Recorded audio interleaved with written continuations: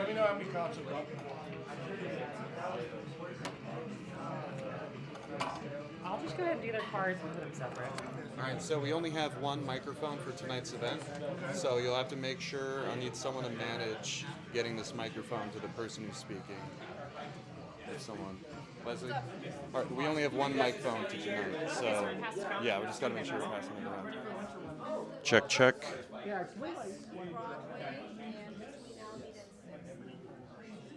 Okay. Audio sounds great. Thank you. Appreciate it.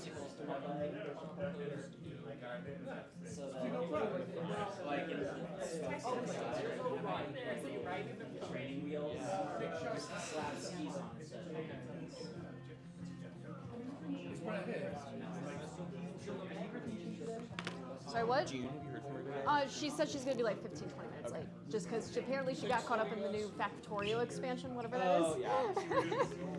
I need to play Warhammer with her. Okay. Again, I'm not stopping you from doing anything. I just need to do it. Okay. Shall we get started? Yeah. Or do you need another minute? All right, one more minute. Uno momento, por favor. Okay.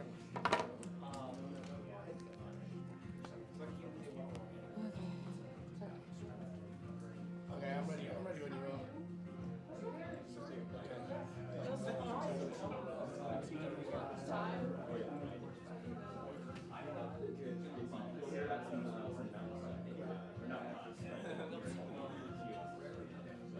So yeah, let me my 6 cards out and round.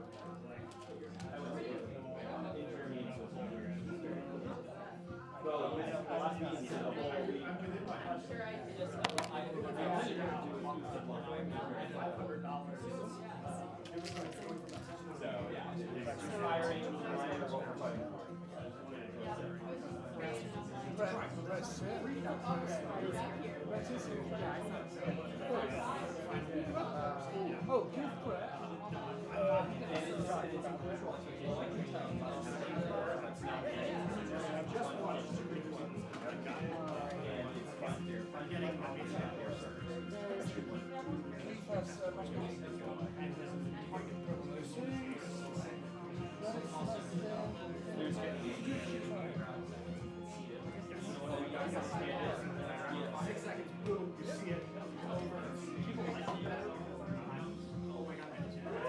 Ready when you are, James.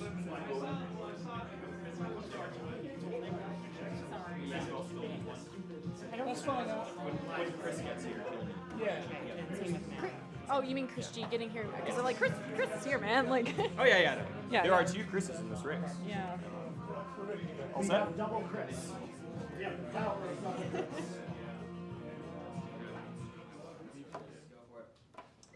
All right, shall we do a mic check really quick? Checkity, hey ya. Hey ya. Cool? Cool. go? I love it. All right. I have a question. I just Already? had an informal meeting of all of us running for the board, and we thought, is this so we didn't leave each other from the very last board? It's a joke, guys. Save the best to last. It's the best part. Okay. Happy to be here. There's one in every group, you know. He's running for my position. You wait till you get on the actual board and see what the schedule is like. All right, well, good evening, everyone. Welcome to our October meeting. My name is James, for those of you I haven't yet to meet. Greater Denver Transit is a grassroots advocacy group. We support fast, frequent, reliable, and accessible transportation in the Greater Denver Metro and transforming RTD into the agency that can provide that. So I believe, shall we kick things off? I think you have... Start with the news. The news. We always do. This is Leslie. Leslie! Hi. There was a cool train that ran through Denver here. It's a I know nothing about the big boy, but apparently I've been put on talking about this today. It's fun to torture me. Got it. Okay. 9-state Heartland of America tour. It rolled through Denver on October 21st. How many people here saw it? Okay. Do you want to say anything about the big boy train, Noah? It's cool. May I quote you on that? Okay. So that was super cool to come through Denver. I don't know why it's not clicking forward. And it left on the 23rd, so I'm glad the people who wanted to see it were able to see it, and that makes me happy as a transit org supporter. Okay. Greyhound's eviction from the Union Stations. So this is something that's been happening in terms of board discussions recently. My understanding is that the Greyhound lease is going to be up in 2025. They have basically indicated, or at least like there's been a general indication from RTD, that the Greyhound waiting terminal area is causing more issues than is helping passengers at this point. That's basically what they've indicated to the public. So there has been a decision not to renew the Greyhound contract in 2025. We're not totally certain what that's going to look like in terms of the future for Greyhound riders. I would say my biggest, and I would say that the other folks' biggest fear is that people are just going to be left to wait on the sidewalk in terms of their Greyhound stop for hours, similar to cities like Seattle. We don't want to see that because that's not a dignified waiting solution for riders. And so the big kind of question is where will they go? I know some folks have been working on this issue within RTD, such as Director Lewis over there. We've been also talking about our plans to essentially reuse Civic Center Station as part of that. So we're open to keeping discussions going on this issue in general. So if anyone has any feedback or thoughts on that, we'll probably be discussing that a little bit later tonight as well. So as far as this stuff goes, okay, RTD January 2025 service changes. Hopefully, fingers crossing right now. The E and H lines will fully be back at 15-minute frequencies. We're not totally sure how that's going to look because we're still waiting essentially for the track work completion. So hopefully the schedules will be able to be maintained too. That's everyone's hope and prayer at this point.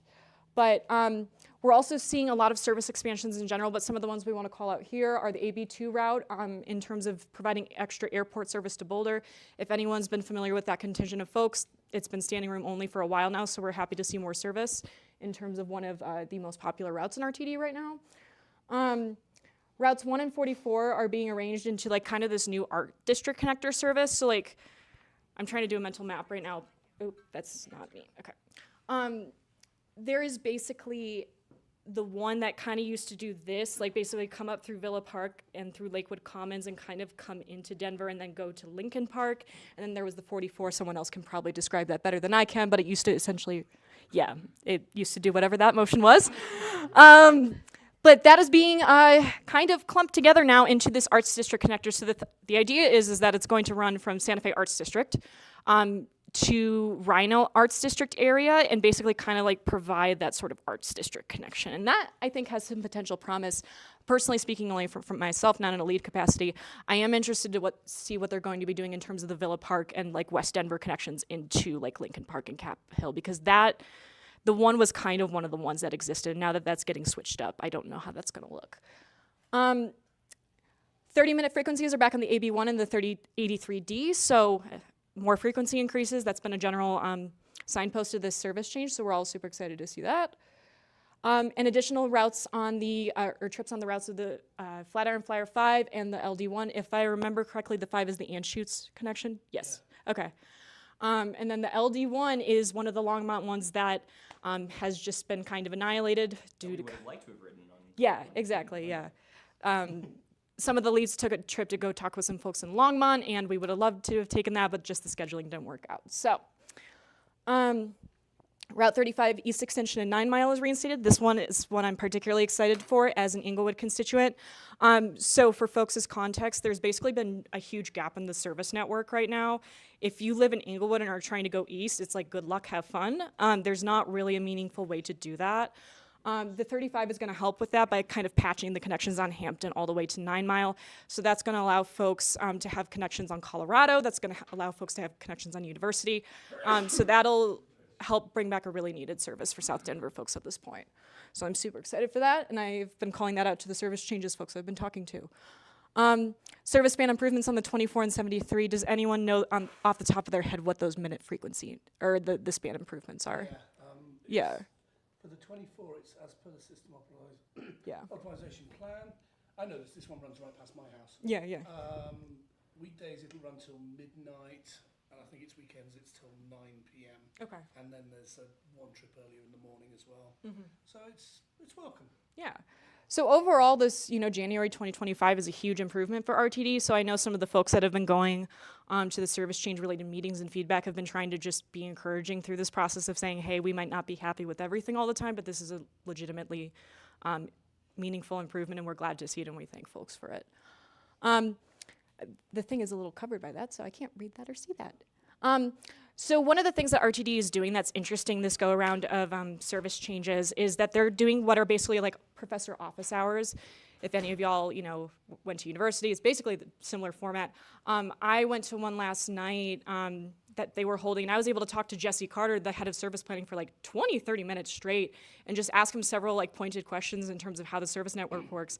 And he gracefully responded in terms of just like giving me actual answers that didn't totally feel like fluff or just like kind of runarounds or things. So like, I think that this is something that's going to be very promising going forward in terms of engagement. I know I'm going to be writing an email to RTD specifically thanking them for this, because like, just the ability for me as a random constituent to basically just talk to somebody who's been working in service planning for 35 years, that's not something a lot of orgs do. And so like, I want to encourage more of that kind of innovative outreach in this capacity. So that's something I want to see more of. I don't know if anyone else has any thoughts on that. Yeah, that's similar. Really good. Really good experience. I was talking to about the 44, how it's got to come off Larimer long term. They're looking at Walnut, and also why it doesn't directly serve 38th and Blake Station. Yeah. And we're actually going through the gaps that the bus stops don't exist.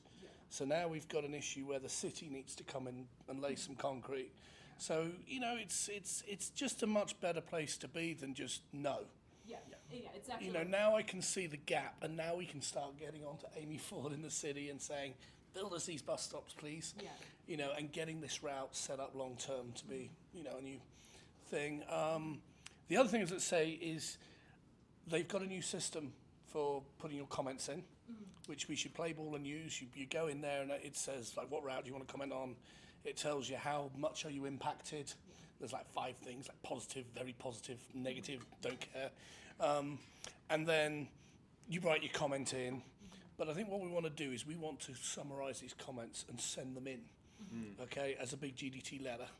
Okay, we will also praise them for the modified approach. And then what we want to do is keep a record of them and then resubmit them the next time and track the comments and make sure that they're being moved on, they're being looked at, okay? That comments that don't get submitted once, get ignored once, and then people just don't bother to, but the issue still stays there. So it's a bit of a thing where we're saying this is a consistent issue that does need to be done, even if it's going to take RTD and the city a year to fix. So it's going to move. So that's it. So I know, Joe, if you are making comments, if you kind of copy and paste your comments and send them along to us as well, and then we can then track them through as well. Because Joe and Cody, both of you guys went right to the. And Keith, were there any surprises? Anyone wants to pass the mic? Apparently, and I think, Richard, I'm not sure you heard the same things we did. Yeah, so with the 24, expanding that is considered resource neutral. And according to you, Richard, it's because of that it's a contractor, right? So they can just fork over cash.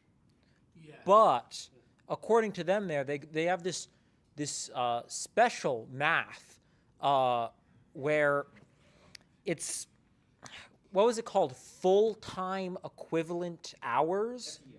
Yeah. Employee hours. So basically, they aren't adding new shifts. They are extending existing shifts.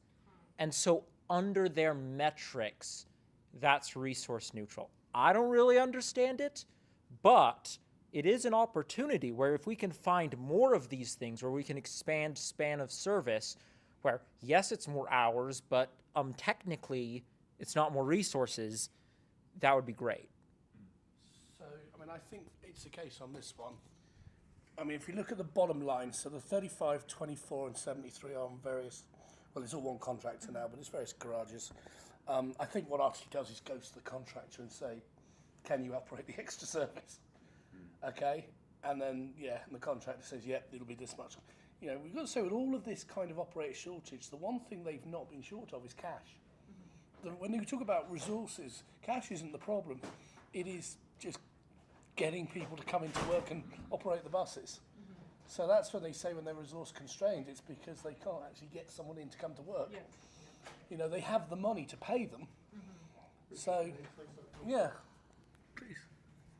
One of the reasons why we're able to do this good run board is our vacancy rate for drivers is down to about 3%. So we're doing really good on the workforce issue. So my suggestion, because this particular run board looks so successful and it seems like everybody's happy about it, start working on the May run board. Start sending in Jesse suggestions about other things that this group wants, because this one seems just about baked already, if you know what I mean, because it's so positive. So don't be afraid to start looking ahead and start looking to May. So if I could add on to that, when I was talking with Jesse Carter on this, one of the things he suggested in terms of just feedback is basically essentially that preempting feedback. One of the things he also mentioned that was going to be started next year is potentially re-looking at the SOP a little bit, just because they basically have more resources post-pandemic, and that was created in the course of the pandemic. So it's an adjustment process, and that's something he explicitly mentioned to me, because one of the questions I've always been asking lately in these meetings with planners and important stakeholders and stuff is like, what can the general public do? And that was essentially it. So yeah. And then to be fair, we should Yeah. add these AB1s, AB2, Yeah. AB3D, LD1, these are all RTD operated routes. So Okay. that is a result of RTD having more operators available. Yeah. Yeah. Yep. Who's next? Okay, that's it. You. There's more to this one. As we know, RTD fired their chief of police. I can say that. Get wrecked. Sorry? Get wrecked. Oh dear. So it's got it. So he has hired a civil rights lawyer, and I understand it was the same lawyer he used in Fort Worth, where he won 5.2 million off them, and it dragged on a long time. And I think that city probably wished they'd settled earlier. So there is a civil rights lawyer. The lawyer is investigating possible racial discrimination here. Okay. In the meantime, and don't say promoted, Nate Miner made that mistake, Steve Martinago and Glyn Horn have been appointed as acting co-chiefs, and the police union. So Steve Martinago, he might be a familiar face. You've been to a board meeting or anything where the He's been police. around. Yeah, he's been with RTD since 2015. I think he enjoys something like 96% support of the police union. Very likable fella. Wonder why he's not the chief. As that. But the more interesting one is Glenn, and Glenn is a Dr. Joel Fitzgerald hire. Okay, and the police union have written in, and they're not happy about this. And there is a string of allegations going on here. And Nate Miner, I think, did a story on it, and you can read all the sort of bits, but it's quite a thing. But probably one of the big ones in there, there is the driving at 100 mile an hour, which I think nobody's refuting. The other one, and Nate Miner went and actually dug up a picture. They have not been, Joel Fitzgerald and Glyn Horn have not been wearing their body cameras.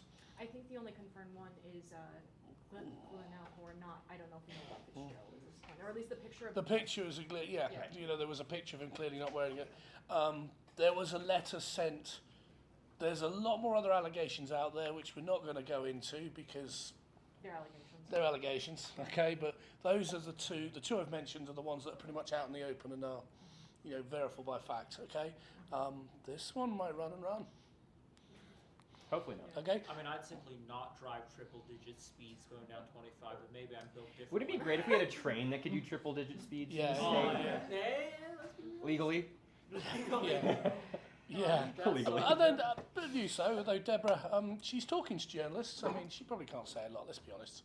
I mean, that's You just, can't over an HR case anyway. But hey, she's not walking away from anymore. Yeah. You know? I know we've had our criticisms of her, but that's just standard personnel. Is like I can't comment. Yeah. Now, so. And you notice the interview she gave to Nate was amazing. Especially if there's a lawsuit involved. Yeah. Or potential. Yeah. I say potential, it's an investigation. There isn't actually a lawsuit yet. Let's say. But keep your eyes on that one. Anyway, more happier times. We're finally building some transit in Denver. Hey! city is. $150 million. Does anybody know, do these checks, do they actually take that to the bank? Like, seriously, did they go down to Wells Fargo? Just scan it with your phone, flip it to the backside, sign Well, it. she's standing like, 10 feet away, takes a picture. I hate to kill the joke, but it's months of going, oh God, the budget has been revised again. What's happening? So Yeah. I can attest to that. Yeah, But, yeah. So, anyway, so there you go. We were invited to a nice little party. Emma spoke, actually. So, yeah, it was the contractor paid for that. It was nice, wasn't it? Yeah. Hopefully they do that every couple of months, 10%, 20%, 22.3. Have a party every time. So that's nice. But yes, it's really nice to have this project. And apparently the people who've been in Denver for longer than most of us talk about 30 years. So it's finally happening. Bit of it, actually, it was a weekend. We went to RTD's 30th light rail anniversary of the light rail. It was sort of downtown, and we took the train set. And yeah, the kids loved it, and there was cake and stuff and fun. And I think we're going to do this a few more times. So please come down, and it's pretty easy after a while to learn how to run it. And yeah, and then you can see in the middle of the table the GDT maps and general sort of propaganda. So that's the idea. Your kid runs the train, we talk to the parent, tell them to vote for 7A and that sort of stuff. Okay, there you go. Update on our light rail, that's the current map. We've got a chronology on our website. You can see, compare the maps, how the map is going, goes red all over, then it goes to light blue once they lift a zone in one direction, and then eventually it goes back to the grey colour there. Even just by very simple looking at this, you can tell they're not going to be done by end of, it's going to be into the winter season, December, and that's before somebody pointed out to me that replacing rail in snow is very hard. Welding rail in sub-zero temperatures isn't a great idea. Winter starts to disrupt the track work anyway. This was actually brought up in an article in Railway Track and Structure that, if you put in rail, right, If you install new rail when it's like 30 degrees outside, when it's 100 degrees in the summer, that's going to expand so much, you're going to get heat kinks. So you want to install it during, well, hopefully not the hottest time of the year, but during warmer weather. So they're kind of against the clock for the first freeze to get as much done as they can. And I don't think they'll be able to do that much in like December, January, February. And the group. one thing, as far as I'm working the website, I'm pretty sure that Colorado to Southmore slow zone is northbound only, from what it says on the website. So I'm not sure what's up with the map there. The overview of slow zones says northbound. Well, there may be some contradiction. No, they lifted the southbound. Oh, so this is brand new. Within this week. So that the slow zone is only northbound. So that's what it says somewhere else. Thanks for flagging that. But this comes back to, I think, when we as a group wrote a letter and we presented public comment when this was getting really disruptive in springtime, is that the railroaders amongst us advised us that this kind of piecemeal approach is not the only way. That if RTD had the budget and if they had prioritized it, there are private contractors out there like Herzog that could have been brought in that could have basically shut down branches over kind of a weekend period, and they could actually do most of the rail replacement in a matter of days. So as we've been seeing months and months of this, and what we've actually seen in the ridership, which we'll get to, right, is that there are habits that are being unwound and transit demand is actually being destroyed by this, right? That was not an inevitability, that there was a different way. So this is it continues to be a pain, as I am an E-line rider personally, and I can speak to this personally, is that this has dragged on and on and on when we know that it was just a matter of priority and money that could have possibly led to a different approach. So, yep. This next one is me. Okay. So if any of you have noticed, I've been a little bit weirdly quiet the last month or so. One of the things that happened was over the summer, there was an all-hands advocates meeting for some folks who live up in the Eagle Valley and the Arkansas River Valley. This included a YouTuber channel called The Off-Grid Urbanist and a few other very civically engaged and former leadership up there, including Kim Langmaid, who's the founder of Walking Mountains. She was also the former mayor of Vail. A bunch of folks jumped on a call, and there was kind of this call to action that was basically saying, hey, there are more rails in the Western Slope than the mountain rail concept of just the Denver to Steamboat to Craig train. There's a whole bunch of other rails in the state, and there's other needs. How are we, how can we organize ourselves to try to advocate for this? How to expand the mountain rail concept? And kind of as a result of this meeting, there is a new group that was born. It's called the Western Rail Coalition, and the idea is that we needed a kind of big tent group that would roll in, of course, the transit advocates, the train nerds, and all those folks who kind of are connected with GDT and Colorail, but also try to pull in environmentalist advocates, pull in civically engaged folks in the mountains who care about their community, they care about mobility, they care about social equity, a lot of the stuff that I think attracts people to GDT, hopefully, as well. But they kind of wanted to look at it from how can we politically organize ourselves to create a forum where we can talk offline and keep conversations going, keep an eye out for opportunities to be able to advocate.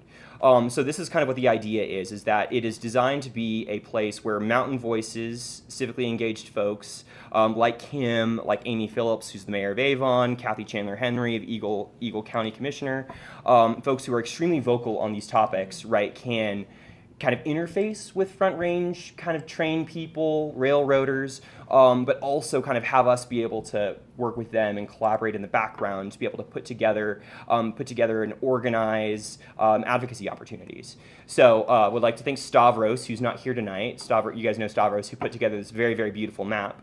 The question is, how do we get started, right? There's a lot of lines on this map. There's a lot of cities that have rail, and kind of that's what this is, right? When you look at kind of west of Denver, the orange, the blue, the green, the dark green is the mountain rail concept that goes to Craig. There's the existing kind of darker blue line, that's the Amtrak California Zephyr, which a lot of our group rode back in June. But then the orange in particular is kind of an area where we see there being potential for local service as well as kind of slightly longer distance intercity service in the distant future. The question is how to get started.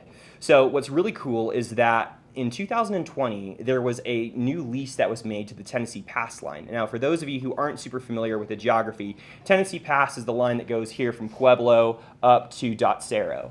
This has been out of commission since 1997 because the Southern Pacific and the Union Pacific Railroads merged. And at the time, UP basically had 3 duplicative lines stacked almost entirely on top of each other. You had Tennessee Pass here from Pueblo to Dot Cerro, but they also had the line that went from Denver to Dot Cerro.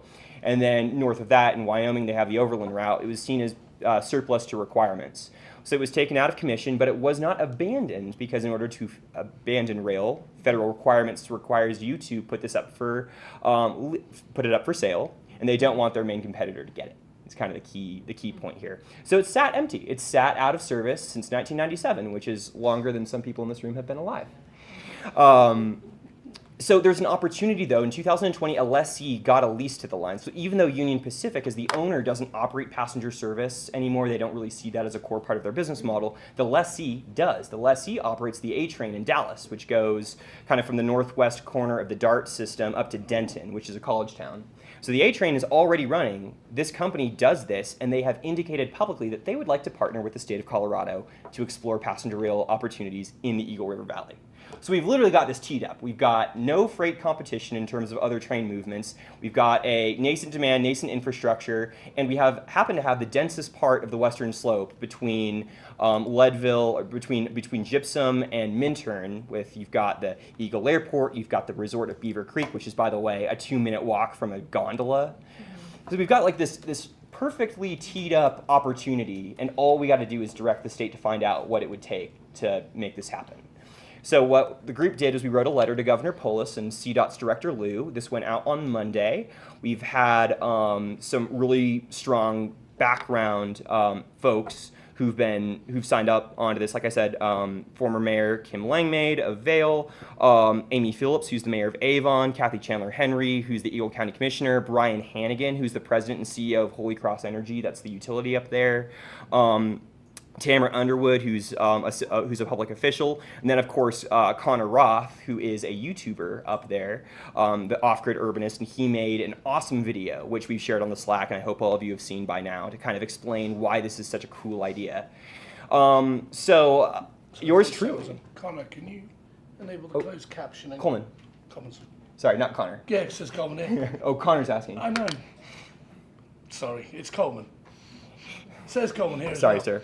So anyway, just keep things moving. Yours truly was invited by the mayor of Minturn to come up and present. It was okay. So the rest of those online will know it was not my performance that was tough to watch, right? You were talking to root vegetables in suits.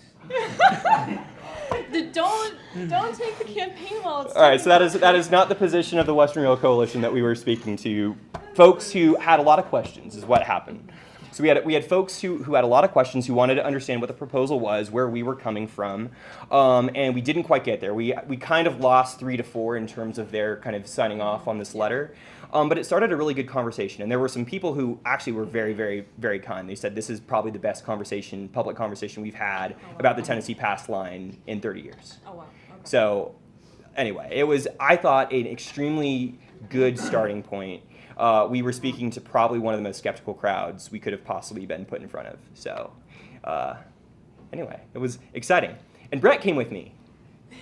He's right behind me. You can't see him. You can see his arm. You can see his gray. He deliberately put himself directly behind the camera to make sure that he was not being seen. So yes, Brett, Director Pagliari, also came on. Director, potential. Potential director. Yeah. Director candidate.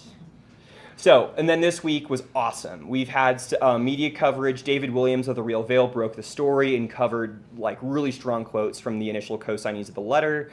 And then today we had the Veil Daily follow-up, and Senator Roberts, even though we didn't have a discussion where we'd asked, Senator Roberts was interviewed and expressed public support for this idea. So we're building a movement, and it's terrifically exciting. So if any of you want to get involved, again, this is not Greater Denver Transit. This is a group that is designed to be fueled by folks like us, but it's going to be a big tent group. So if any of you are interested in getting involved, you're passionate about the mountains, you want to help, talk to me afterwards, and I'll make sure you get on the Slack and get plugged in. So keep things chugging. Okay, so we have an election coming up. I'm sure you've heard about it. For various reasons. That's crazy. A lot of them related to transit. One of them very directly related to transit is ballot measure 7A. So I really wanted to speak out in favor of ballot measure 7A, and we have printed out flyers that we would like you each to take a few of and distribute. There are 100 copies. I don't know how many people we have, but if you each take like 4, realistically, you will probably distribute 4 of them, knowing this group, and we can get a good spread going and do our part as a group.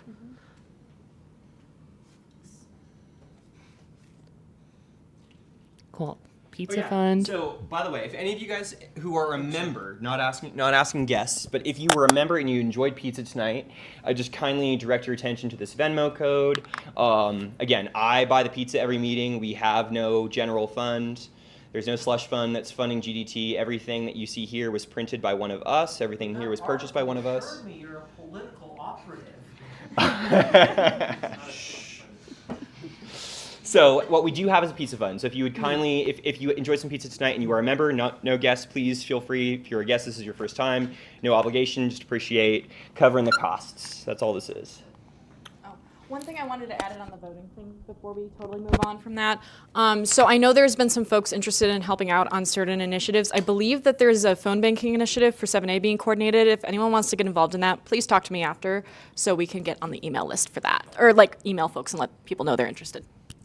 I was graciously reminded by our TD director, Jamie Lewis, over here too, that transit is free on November 5th to get to the polls. So that's super important. Definitely take transit to vote. And with these flyers, I forgot to mention, do not put these in people's mailboxes. Please, do not put these in people's mailboxes. Put them on their doors or their doormat, not their mailboxes. So Yep. It's illegal to put in our mailboxes. Don't do it. It's also free. Cool, thank you. Also, if you do not fill out your entire ballot, I will find you. I know it's long. Can you say that into the mic, June, Yes. for everyone to hear?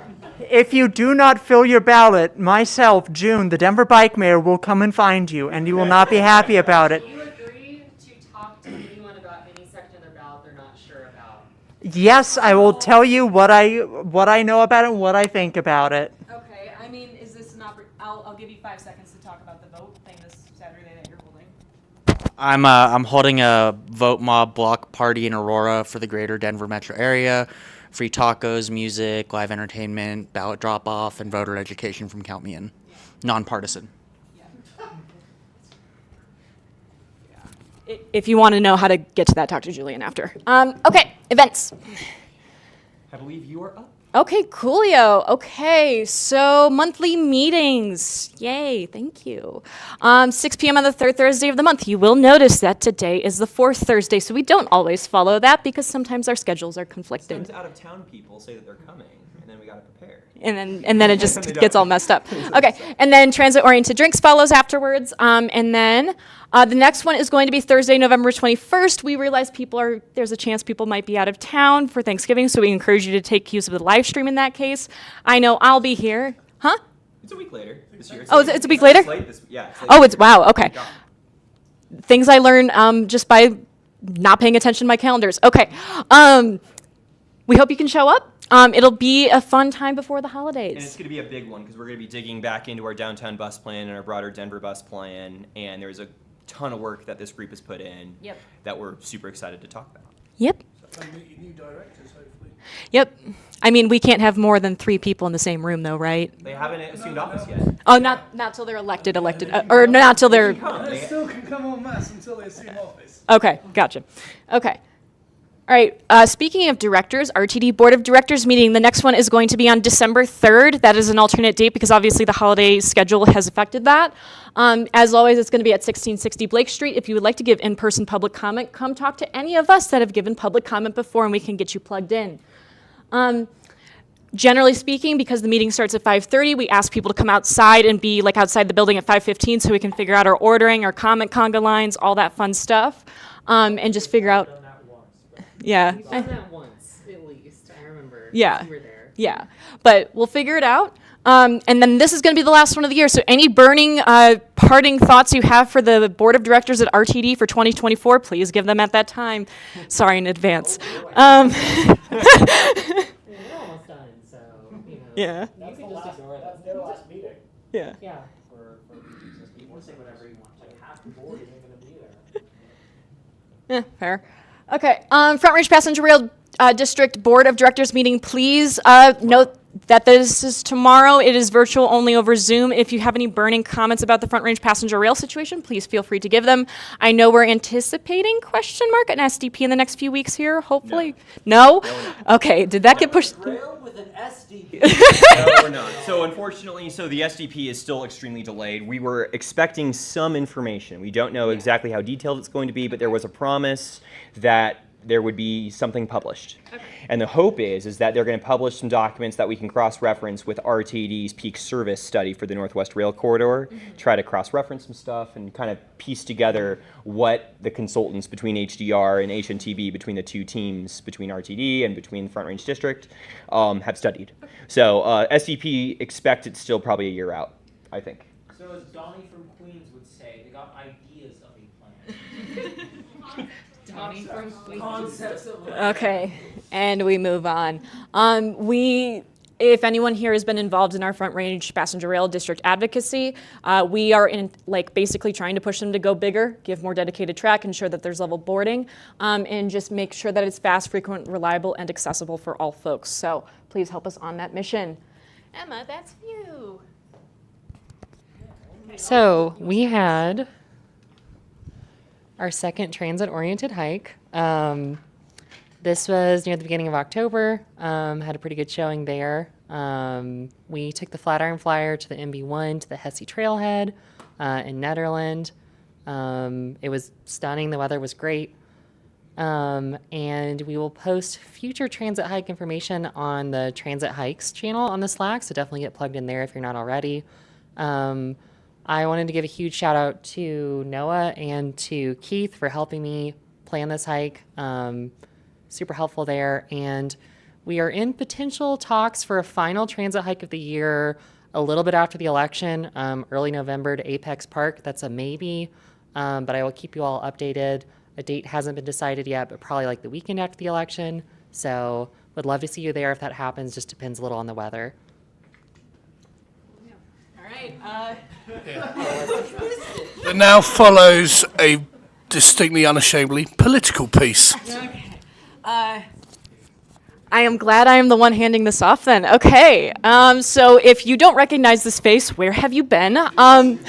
There is going to be a spooky, spooky Halloween party with that wonderful man in the back. The face matches the picture. That's Chris Nicholson. He is holding a fundraiser this Saturday at the Saturday. It's not a fun. It's a volunteer Halloween party. Thank you. Require a donation to attend. That is correct. It is free to attend, so it is not a door-ticketed fundraiser or otherwise. So that is my fault. It's going to be at the Spire at 6 p.m. There is a registration link at chris4rtd.com/party, which is a great / handle. I got to give you credit. Anyways, get some lit, help drop, do the fun things, help make sure Chris gets elected because he is great. Okay. And you do need to sign up to get on the door. To get in the door, it's going to be a great party. There's going to be food, alcohol, amazing people. Please come. You can talk to me at the thing afterwards. Yeah. You may have a guest from Salida, by the way, coming. Is this also me? Who is this?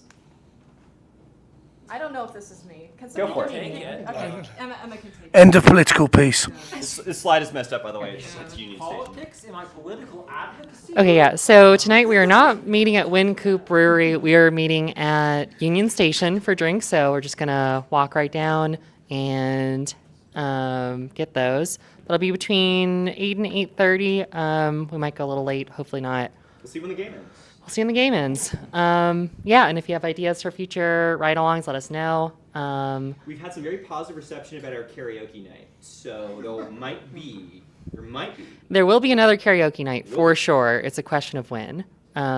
Maybe December. I'll do some Dr. Dre just for you. Okay, projects. Okay, Project Champions. This is something we've been talking about. We changed the name from Captain, but we still have this cool Captain America graphic. If you are interested in becoming a project champion for any major project that really, in terms of the transit sphere here in Denver, so whether that's Colorado BRT, Colfax BRT, that's the big stuff we're looking for, especially. I know somebody was mentioning wayfinding earlier, service planning, those kinds of things. The 5 leads cannot do it alone. We are not unlimited balls of energy or just time. I can speak to that personally. So if you want to help step up in terms of the advocacy here, and you're really passionate about something that's happening either in your neighborhood or a line that you're really passionate about or something similar, please come talk to us. We'd love to have you be a project captain and help direct things. Can we talk about which champions we're still looking for currently? Yes. Yeah, there's a couple. Please do that. I can do that. Well, let's talk about the ones we've appointed. Because we appointed one today, Ian Fresh, which is I-25 and Broadway and I-25, which has sort of come back. There was the initial battle with the city over the highway ramps and the houses and the lanes, and now there's a new thing opened up about putting a pedestrian path over an RTD parking lot. So it's become much more into our wheelhouse rather than the general out air on the streets, because it's RTD. We have Jason, what's his name, Schaefer, is going to be our champion on the Spear Boulevard Vision. And that's the idea that they're going to consolidate Spear onto one roadway and build this nice little park.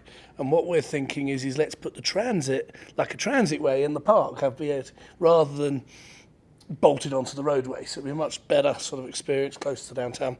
So on that, and then we have another one, I forgot. We don't know.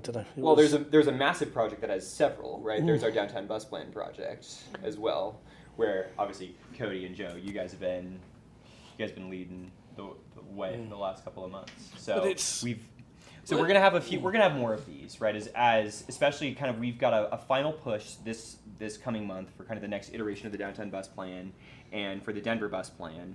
And then beyond that, right, we're going to have an opportunity in the new year. Once we have an idea of how much funding RTD is going to potentially be able to get from kind of new entities. So one of the big ones that's on the ballot that June can talk more about is the DDA, which is a downtown specific measure that will be passing. Is it bond revenue? Is it, it's complicated. It allows the downtown development authority to use TIF funding throughout the entirety of downtown.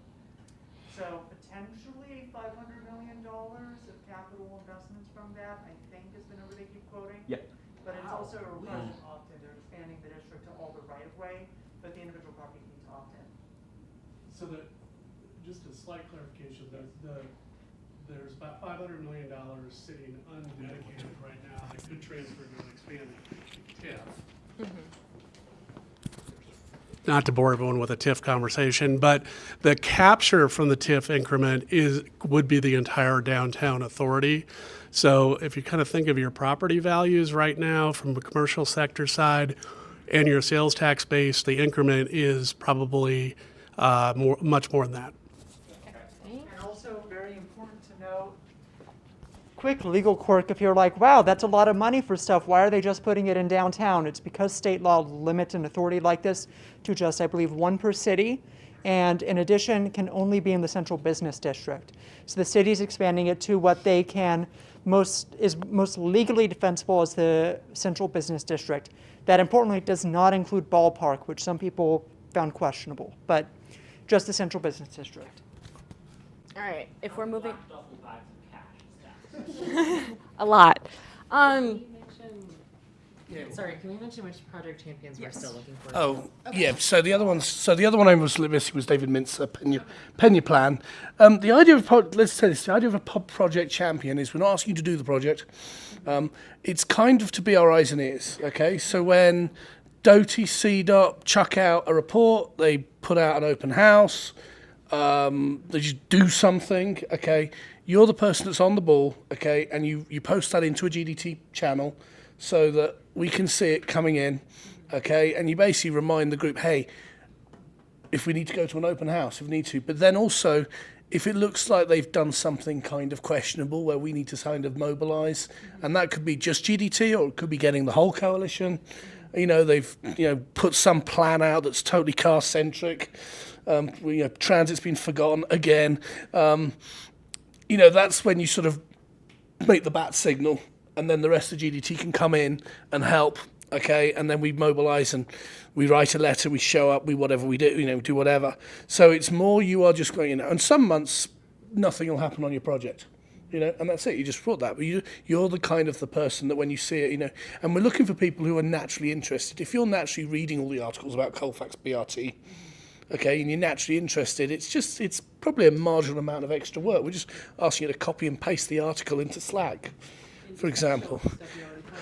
The vacancies really we have, I'm looking at, we're after people for 38th Avenue BRT, potentially someone who lives somewhere near 38th Avenue. Colfax BRT, big exciting one. The Colorado BRT, the Federal BRT, I guess Front Range, passenger rail, and then the L line.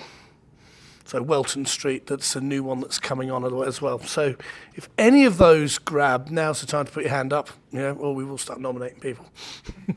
Hey, matey. I'd like to work with Colorado. Perfect. It's Colorado. Perfect. Perfect. All right. I'm already been following Federal BRT. What's that?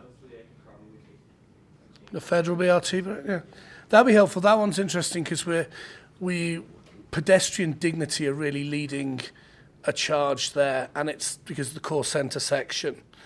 They want to have 2 lanes of general purpose traffic lanes throughout the whole project, and it's fine where Federal is 3 lanes each way, but apart from this main section through 20th to 50th, and of course the campaign says we should have 1 bus lane, 1 traffic lane each way, CDOT pushing back.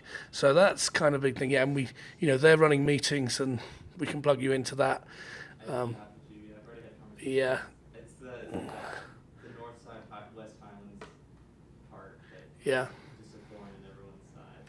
Yep. And then the there's. derogatory sense of the word CDOT. Thank you, Keith.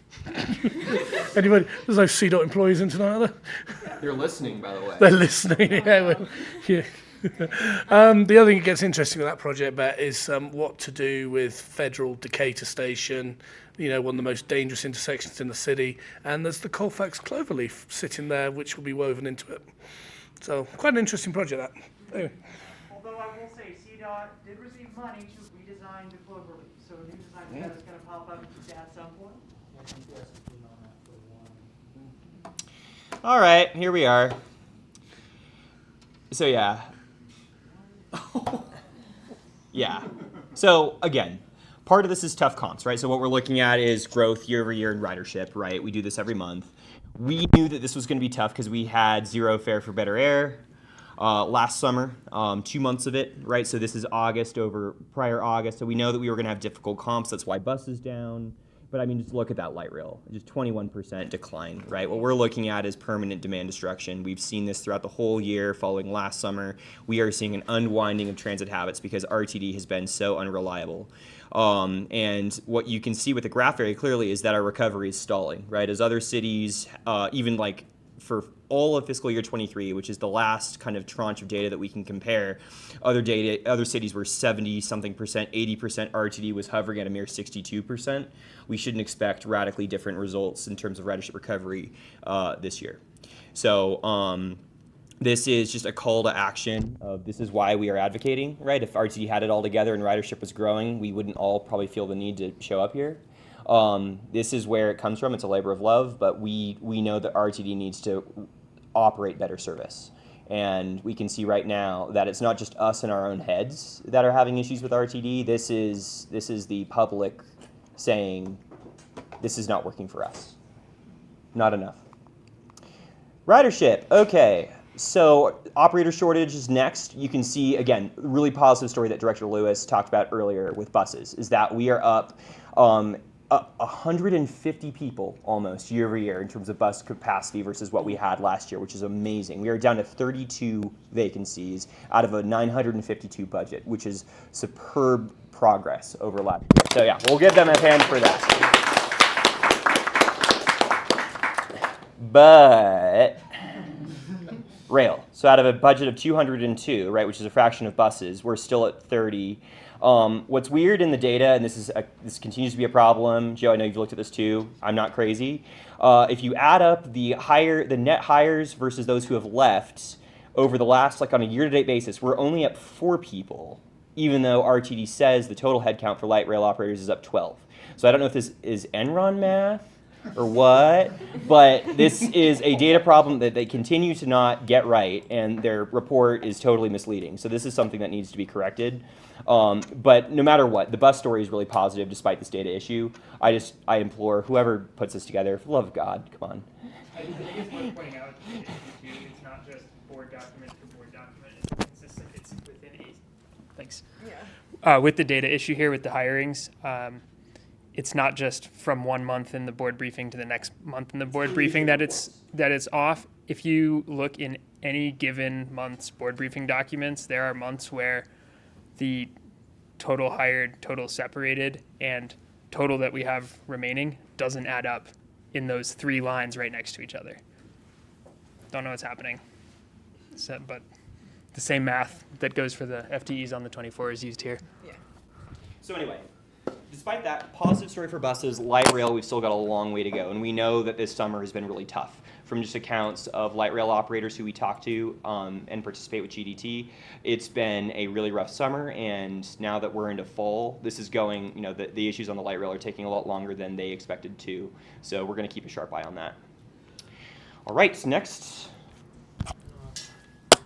Okay, right. One of our features, right? Paratransit, which we've not really given this much attention, but it's suddenly going to come up into the world. So I'm going to go through a quick overview of what's going on and what are the issues and why, the disabled community needs our support. So first thing, RTD's paratransit services. To use them, you need to be disabled, which in RTD's definition is you are unable to get to and from a bus stop or on or off a lift-equipped fixed route bus. That's pretty much every bus now, by yourself. You have a disability that prohibits them from, now, it says completing fixed route bus independently. I did email RTD about this. They did say it was a typo. It means journeys by fixed route bus. So basically they're saying you are unable to use a regular bus. And you live in the RTD district, and you're within 3/4 of a mile of a fixed route bus or rail stop. Okay? What they do is if RTD deems you're eligible, I think they issue you with a paratransit ID card, and then that allows you to use all the paratransit services.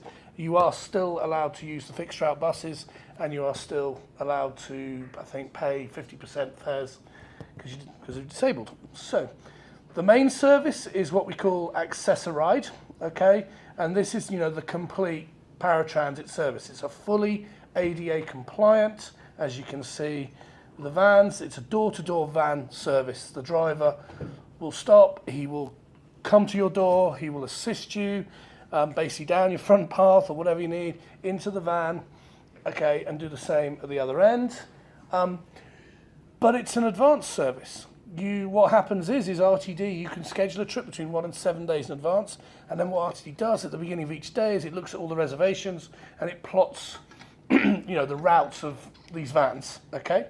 So, and then what they say, it's a 30-minute pickup window. So if you want to be picked up at 3 o'clock, you might be picked up, how does that work, 2:45 to 3:15? Is that kind of what they mean?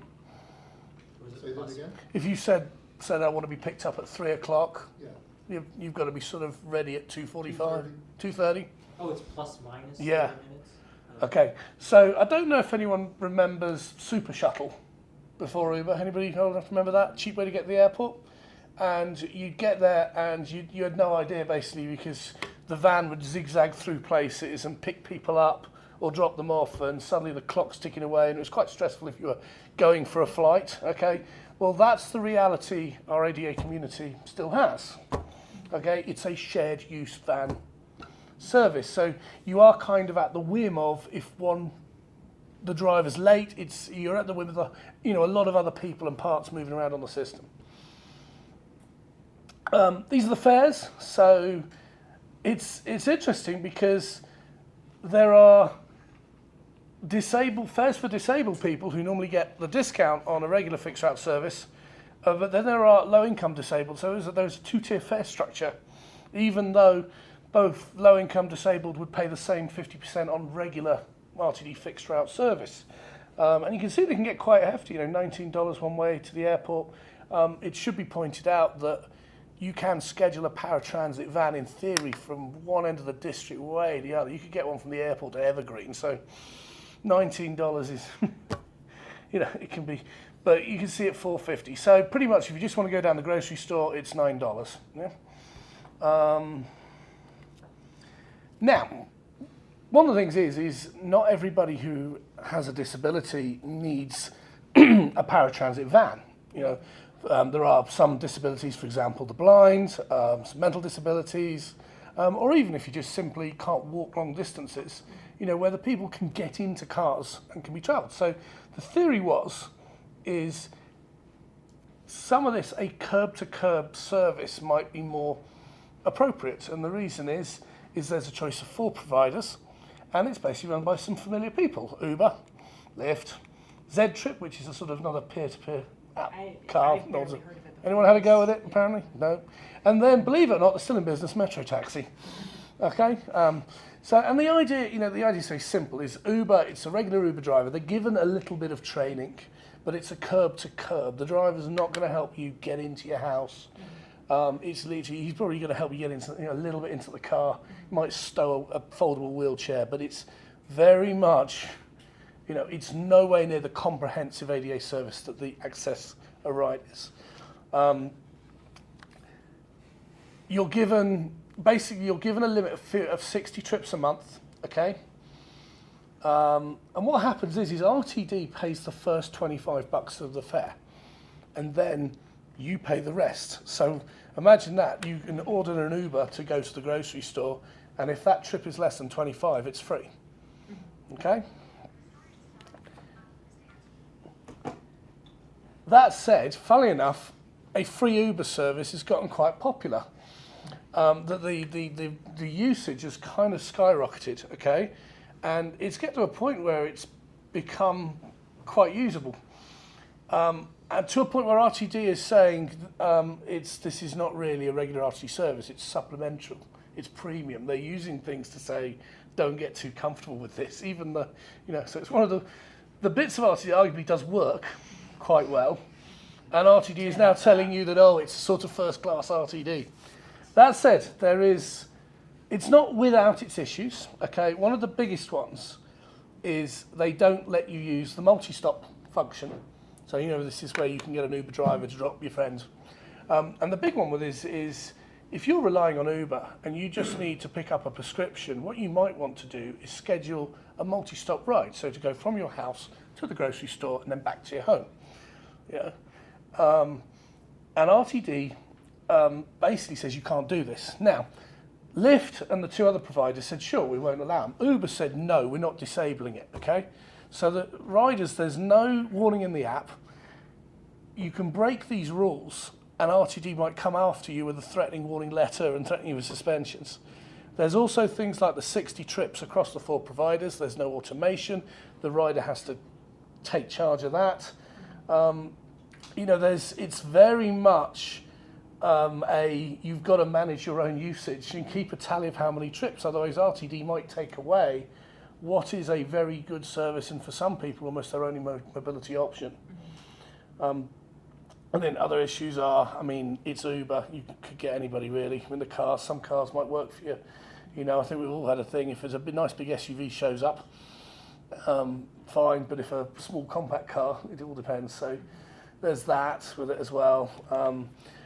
I think with the multi-stop, the argument is if you are going to the grocery store, if you did it out to the grocery store, they was $10, okay, and then an RTD would pay that, and then if you took it back, it'd be 10. But maybe the multi-rider say 16. RTD would actually pay less. So that's the way. But the worry is we're focusing on a bit of RTD which is pretty good, okay. So I'm going to introduce Jamie Lewis, friend of GDT, Colorado Disability Coalition, and temporary serving RTD District 8 Board Director, okay, to take us through some more of the issues. Thank you. The microphone as well. And the microphone. Okay. Thank you, Richard, for setting the table. First, I want to thank you for that great geography lesson. I used to be the mayor of Salida back in 1999, so I'm familiar with a lot of the old track stories. So if anybody wants to see me after the meeting, I can tell you the history of the train lines up there. I've spoken many times to groups, and I actually attend a lot of groups, and I never expect everybody to remember everything I said, but I heard something today that really, it's got to be a bumper sticker, and it goes something like this. He says, if anybody tells you that it's ADA compliant, say congratulations, you just earned a D-. Think about that. ADA is just a standard. It's a very low standard. But states, municipalities, counties, cities can have a higher standard. And that's what we're looking for in Accessoride. So I'm going to go back a little bit. In James and Richard, sorry, I just went blank there for a second. They come to a lot of our RTD meetings, and they know this, that back in January, we started having a lot of people from the disability community, especially the blind community, start coming to our meetings. And we'd have testimony by 16 to 20 people in person and another 10 online. And they were complaining about RTD pulling the multi-ride function on demand. And the stories that we've heard over the last year are just amazing of the independence that Access on Demand has given people with disabilities, especially in the blind community. It's opened up a whole new world, and I'm proud of that. I think RTD is setting the standard for the rest of the country. But the problem is RTD is RTD. So I'm glad there's some potential board members here because I think you really need to hear this story. So it went on for months and months, and finally I kind of got angry with RTD. I said, what are you going to do? Well, their idea was to come up with a peer review. I don't know if you've seen that in the newspaper. So they go out and they do this peer review, and I keep waiting for the phone call to ring because Joanne Rushka, who's another board member, and I are kind of like the specialist when it comes to the disability community and accessoride. And all of a sudden they said, well, we finished the peer review. And I'm like, that's funny. I didn't even know it started. Because here I am, a board member. I've been disabled since 1961. I've been doing transit policy for the last 20 years, and nobody bothered to ask me a question. So they brought in these specialists from all around the country, and they were trying to figure out what's good about this current system and what's bad. Well, the problem is when you bring in people from other cities to look at your transit, you've got to ask the right questions. And guess what? RTD didn't ask the right questions. So the first problem is that our peer review was shit because they didn't ask the right questions. And CEO Johnson, Deborah Johnson, has this great saying. She says that if you've seen a transit agency, you've seen one transit agency. They're all different. So even though these people came in and maybe they had, some really experiences and they were experts, we didn't ask the right questions. Now the second thing happens. All of a sudden there's a survey that gets implemented. Again, do you think I would have gotten a phone call? Geez, what questions should we ask Director Lewis or Joanne Rushka? And nothing. So now we have a survey that's shit. Okay? So this is where I'm going to start tonight. I want to talk to you about some things. And these same points have been made with the board of directors. So for you prospective board of directors, you're going to be told you can't communicate with other directors. I'm going to show you how to get around that. You can email the staff person at RTD. His name is Jack Kroll. He can forward your email to the other board members. And that's how I've been educating the other board members. Because I can't sit there and make 14 phone calls trying to convince people, what's going on. So these are some of the issues that we're trying to present. One of the issues, and I think do you have that slide where it has the numbers? Yeah, this one. There we go. So this is problematic. So as Richard was saying, you have two different systems. You have the traditional system where you can call 1 day ahead of time. You have to, at the minimum, you have to call 1 day ahead of time to get service for the next day. And that's $4.50 one way. The AOD, you pay nothing. They pay you the first $25, and everything after that, you have to pay $2 a mile. And you get 60 trips. Now, I don't want to throw a lot of map at you, but this is what was presented in the survey, and none of this works, because I'm going to tell you why. The example that Richard was giving about people wanting to use multi-rides, and this is the story we were getting. People were going to work, but on the way they would drop their child off at school. So without the multi-ride, guess what? You're using up 4 of your allotments. You can see how quick, by looking at those numbers, how 60 can almost all of a sudden disappear, and you're basically getting maybe 2 weeks worth of service. Do we do that to any other part of RTD? Do we hand a pass to somebody for the bus and say, here's a pass, it's only worth 2 weeks? Do we do that to the train? Do we give a pass to a train rider and say, this is only good for a week and a half? Well, this is what these numbers, this is what they're trying to do to the people using transit on demand. And some of the scenarios, like I said, I'll read you some of them. Under option B, listed above, person would be paying $22 a day, and the monthly allotment would be used up in 2 weeks. So I'm not going to go through all the scenarios, but if you look at that survey, that's one of the issues.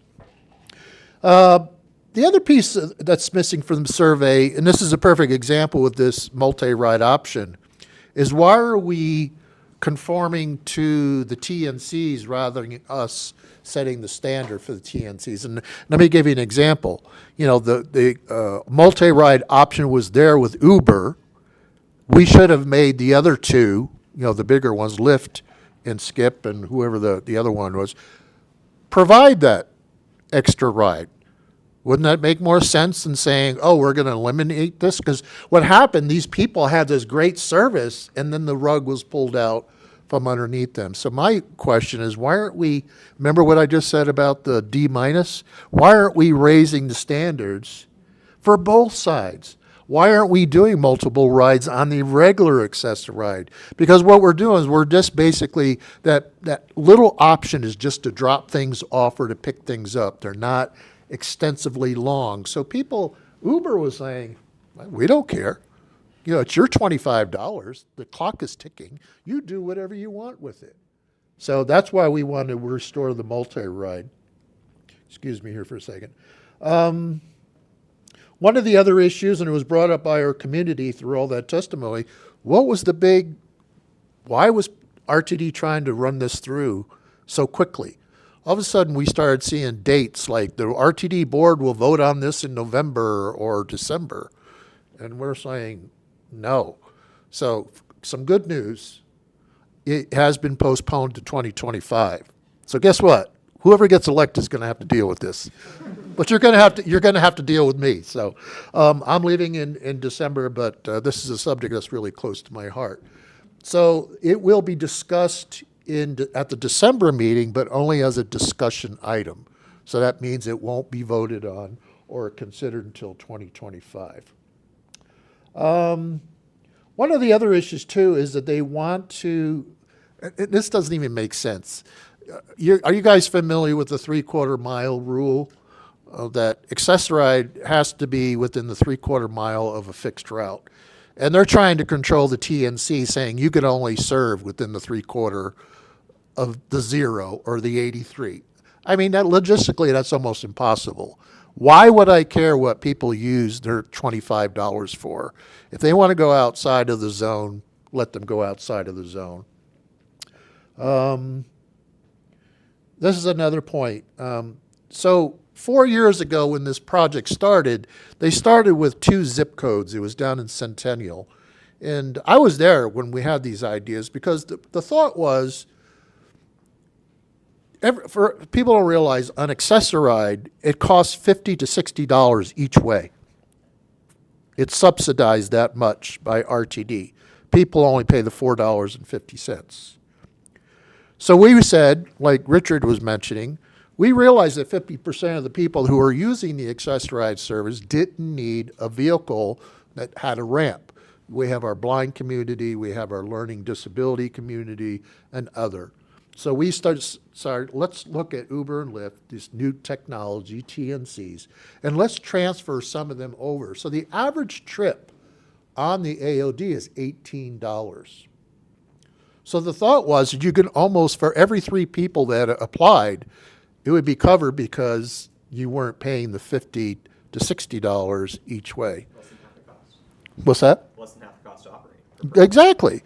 So the problem is, and this is not a problem, I think it's fantastic that this program exploded. It went from 6,200 trips to over 60,000 trips in about a year and a half. So what cost $40,000 annually like 2 years ago is now costing $1 million. So I'm going to ask you this question. If you were using the Flatiron and all of a sudden it got really popular, which it has, Flatiron is one of our most consistent routes, would you say to them, because it's so popular, you need to pay more money? Do we do that on the rail or do we do that on the bus? So it's all about conception. You know, if that is a growth in our ridership, we should be yelling from the rafters, hell yeah, right? But this is where it bothers me about RTD. After they did the 3 zip codes, which was 6,200 trips, what was their preparation for the budget for the next year? They had to have known that this program was going to be popular. So this is a very important point I want to make as I close. What RTD is trying to do, and this is ethically wrong to me, is they're trying to backfill. They're trying to raise money to cover that $1 million instead of saying, this is a part of doing business. Now, my community is very flexible. So remember we said earlier that the accessoride pay $4.50, but the AOD doesn't? I've polled my community. They have no problem paying $4.50 to make it equitable between the old system and the new system. They're also amiable, I don't know if that's the right word, but I think they're expecting that the 60 rides might be cut. And I think 50 is probably the lowest they're going to go. That raises about $400,000 between those two things. And you love numbers. I know you love numbers. Yeah. So if you do the 62 to 65,000 times 450, and you lower by 10 rides times $18, you come up with close to $400,000. That is what I'm shooting for, because I do not want RTD to sit there and expect my community to backfill $1 million because they weren't prepared to grow.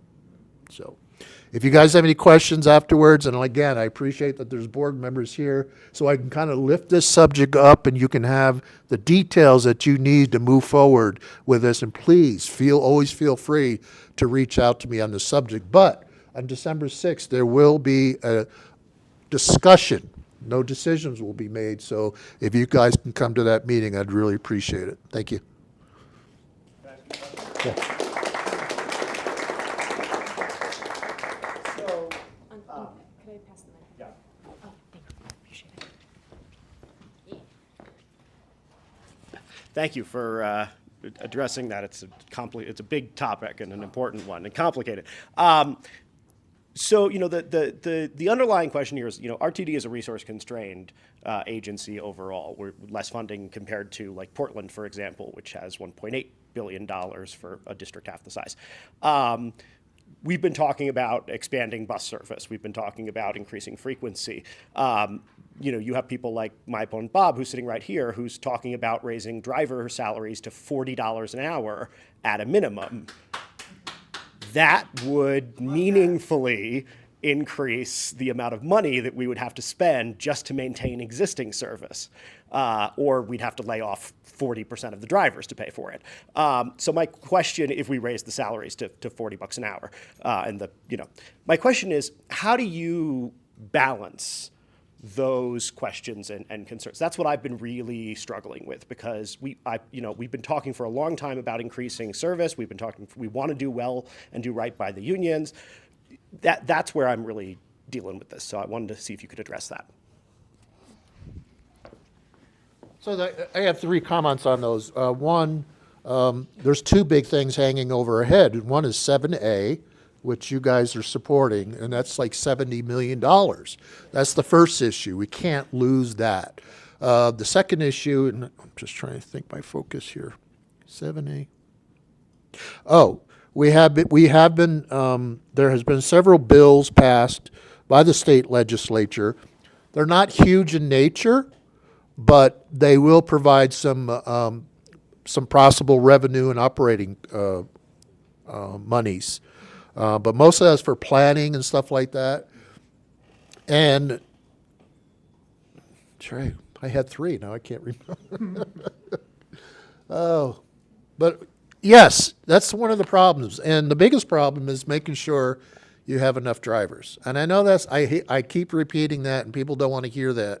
But the thing is, you don't want to expand the service and then have the frequency suck. Because we've already lost a lot of trust with the people because of these construction projects, which were needed. I'm sorry, it was safety. Safety always has to come first. And even though I know it's been hard on people, we would if we had to go back and do it all over again, we would do it exactly the same way. I know people don't want to hear that, but safety has to be first. So getting those people back I think is the most important thing, but making sure that we make these small incremental increases like we just did for this January run board is the way to go. But, I knew what the third thought was, is that we have this Northwest Rail thing hanging over our head. You know, we've been kind of bullied into that by the governor, you know, basically saying, you know, I'm going to, you know, change the whole board and, you know, I don't like RTD and blah, blah, blah, blah. But now we're kind of gotten everybody at the table. So now it looks like it's in thirds. This, and don't quote me on this, but CDOT's going to have to come up with $250 million. The FRPR is going to have to come up with $250 million, and they're probably going to expect RTD to come up with $250 million. So you have all those things: the ballot issue, you've got the state legislature, and you've got that third issue I just talked about. So those are the things that they're kind of like they're moving parts, and I'm hoping after November we can get rid of one of them. You know, but I think. Are you guys familiar with Alliance to Transform Transportation? It's a great little group that's been doing a lot of studies. We did a NIGARD study trying to figure out how much would it cost to basically double the size of transit by 2050. And we have some really great numbers on how to do that. And we've been sharing that with the state legislature. I think through the Transit Tuesdays, and I know you've been there, Chris, Bob's been there, I think they're starting to understand the complexities of RTD, and they're realizing, without admitting it, the state's got to pony up. We're like number 42 in the country. Yeah, we're like number 42. We're down with the Alabamas and the Mississippis. We are up to number 22 thanks to SB 24230. Yeah, but understand, all those grant monies have to be distributed to the rural areas too. So people think that all that money is going to go to RTD, and that's a misnomer. Yeah. Yeah. From what I know, Matt Firman, who's on that board, yeah. They're basing it off of the same formula split from SB 21260 3 years I'll ago. wrap up. I know we're getting late. We're at about 60%. Yeah. We have been improving because of those. There's actually 3 bills that have actually increased spending. But in order to get to that 2050, we're talking about an extra $300 million a year. So, you know, the state's going to really have to buckle down and figure if they want a transit-orientated front range, they're going to have to help out. So. I just want to make absolutely 100% sure I'm hearing this correctly. This new cost of the program that they can't possibly cover is $1 million. Correct. That's chump change. I know. 1.2 That's 3 Deborah Johnson salaries. That's nothing. Other folks have their hands up, so Bernard.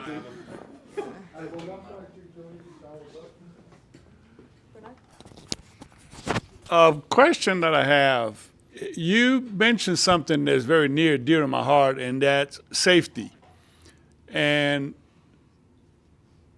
part of my problem, and this is something that if elected, I plan on raising hell from day one, okay? And so far, I've warned the people that I'll be raising hell against that it's coming, is transparency.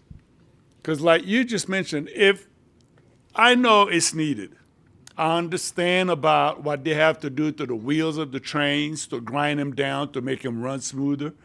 I understand the weather issue. I understand a lot of these different facets. And I'm fortunate enough with my years, I'm not sure if you are aware, I retired from RTD late last year. And part of the MAX program was to go to LA, Atlanta, Dallas, and spend a week there studying their program. We are light years ahead of some of these guys. But the problem is we keep secrets very well. And I hate the idea that Deborah Johnson came up with as far as like board members can't talk. You know, it's like, I'll make you a board member, but you gotta hush. You can't talk to other board members. That's stupid. You can't talk to other upper management people. That's even more stupid. Or as they say in Brooklyn, that's stupider. Okay, that has to stop. I'm not sure how I'm going to go about fighting for that stoppage. And with the new members here, you know, that hopefully will all be elected, we will come up with a way to change that, because to me, that's the most ridiculous thing we're doing. Because if you communicate with the people, they understand why you need what you need, and it'll be easier to get the funds that you're talking about. That's my opinion. I have Brett, then Bob, and then I don't know where we are in time.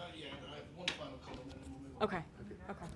It's under state statute that we're not allowed to commute. It's just like the same thing with the state legislatures. You cannot be in the same room with two or three. You can only be with one other. That's a state rule. So that's not a Deborah Johnson thing. Okay. And the other thing about as far as the maintenance, I want to make it clear, this wasn't something that was identified like 3 years ago when we said, oh, we're going to start repairing these tracks and we're going to shut them down and everything. These were caused by safety issues that came up. So the first one was the L line. You guys know where that sharp turn is there by, I can't remember, one of those court buildings. And what happened is the rail was collapsing underneath. So when they went there, they looked at it, they identified it, they fixed it, and then they said, we got to look at the rest of the rail here in the original section.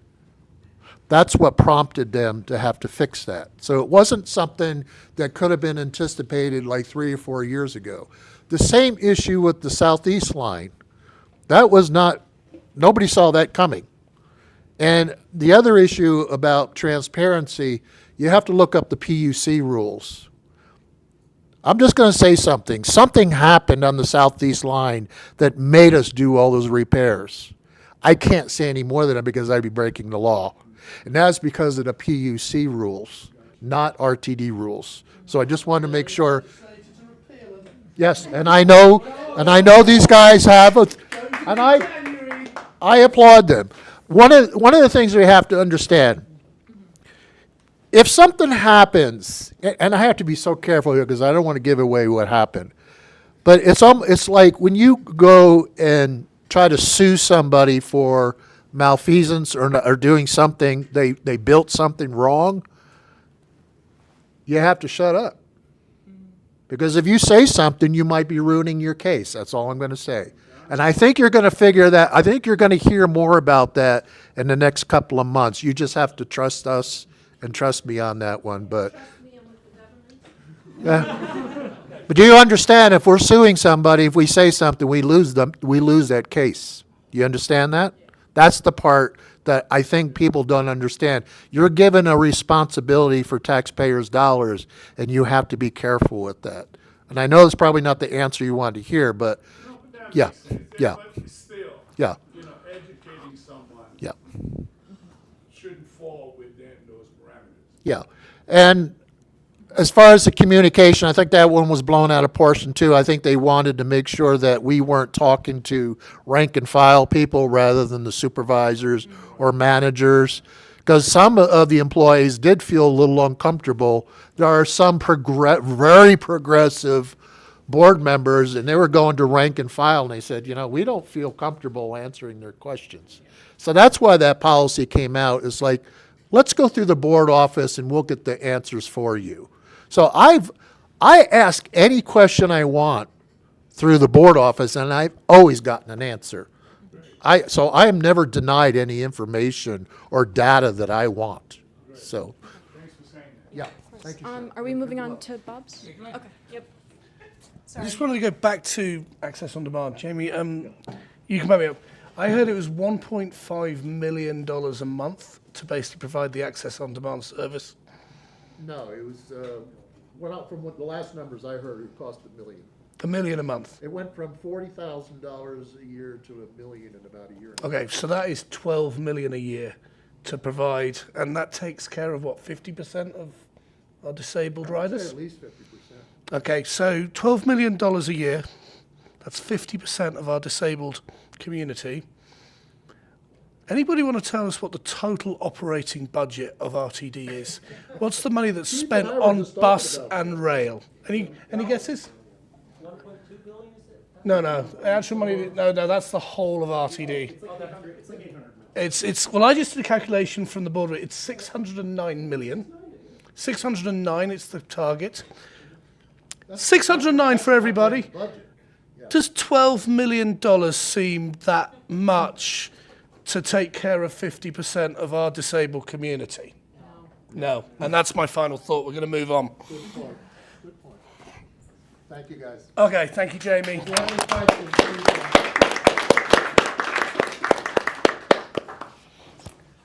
Our next guest is Bob Diniger, who is going to talk about a drug use problem that happens on RTD. And there is a solution. So take that, Bob. All right. And the slide advancer as well. Yeah. Oh, you know what? I can't do that. I need help with that. Time me at 30 seconds. Why don't you? Oh, no, just. But yeah. So, if I'll just watch. Yeah. thank you. It's not going to have anything to do with what I have to say. Okay. However, I do have to say this. Thank you for having me. I appreciate it.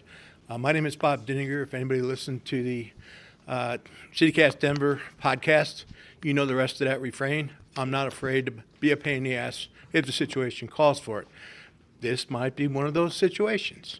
I heard applause for the success that RTD has had with hiring full-time bus operators. I'd like to point out that we have to look between the lines and understand, and I am going to talk about the public drug use problem, but it's important to say this, because to succeed as an agency, the people that provide the services need to be in place. That's why RTD is reluctant to commit to what kind of real changes are going to occur in 2025. They don't know that they're going to be able to retain them. To that point, when you look at the numbers, forgive me, I have to pull my phone out of my pocket because my brain doesn't have it. This is my portable brain. In 2023, RTD hired 98 full-time bus operators and 80 left. That was an 82% attrition rate. In 24 so far, we have 236 hired. Hooray! However, 107 left. That's a 45% attrition rate. You compare that to 85, it's progress. But the problem here is it's not success. Any organization with 45% attrition rate isn't doing something right. I'm going to stop there because I want to talk about something else. And it's near and dear to my heart. I want to address RTD's public drug use problem. We can agree it's gotten out of hand. I have a story for you. It was a bitter cold sub-zero night almost 4 years ago in the winter of 21. I pulled my bus into the Federal and Evans stop. I had a rare 15-minute layover, planned to grab a quick bite at the Burger King off the street. I stepped off the bus. I could see my breath. My nose hairs burned from the frigid air. A shivering young woman wearing a light denim jacket walked up. She had no fare, but she needed to get to Union Station. The bus was warm. I told her, grab a seat, asked if she was hungry. She nodded forcefully. I asked her name. Sarah, she said. I told her I'd be back soon. When I walked into Burger King, I stood across the counter from my buddy Jimmy.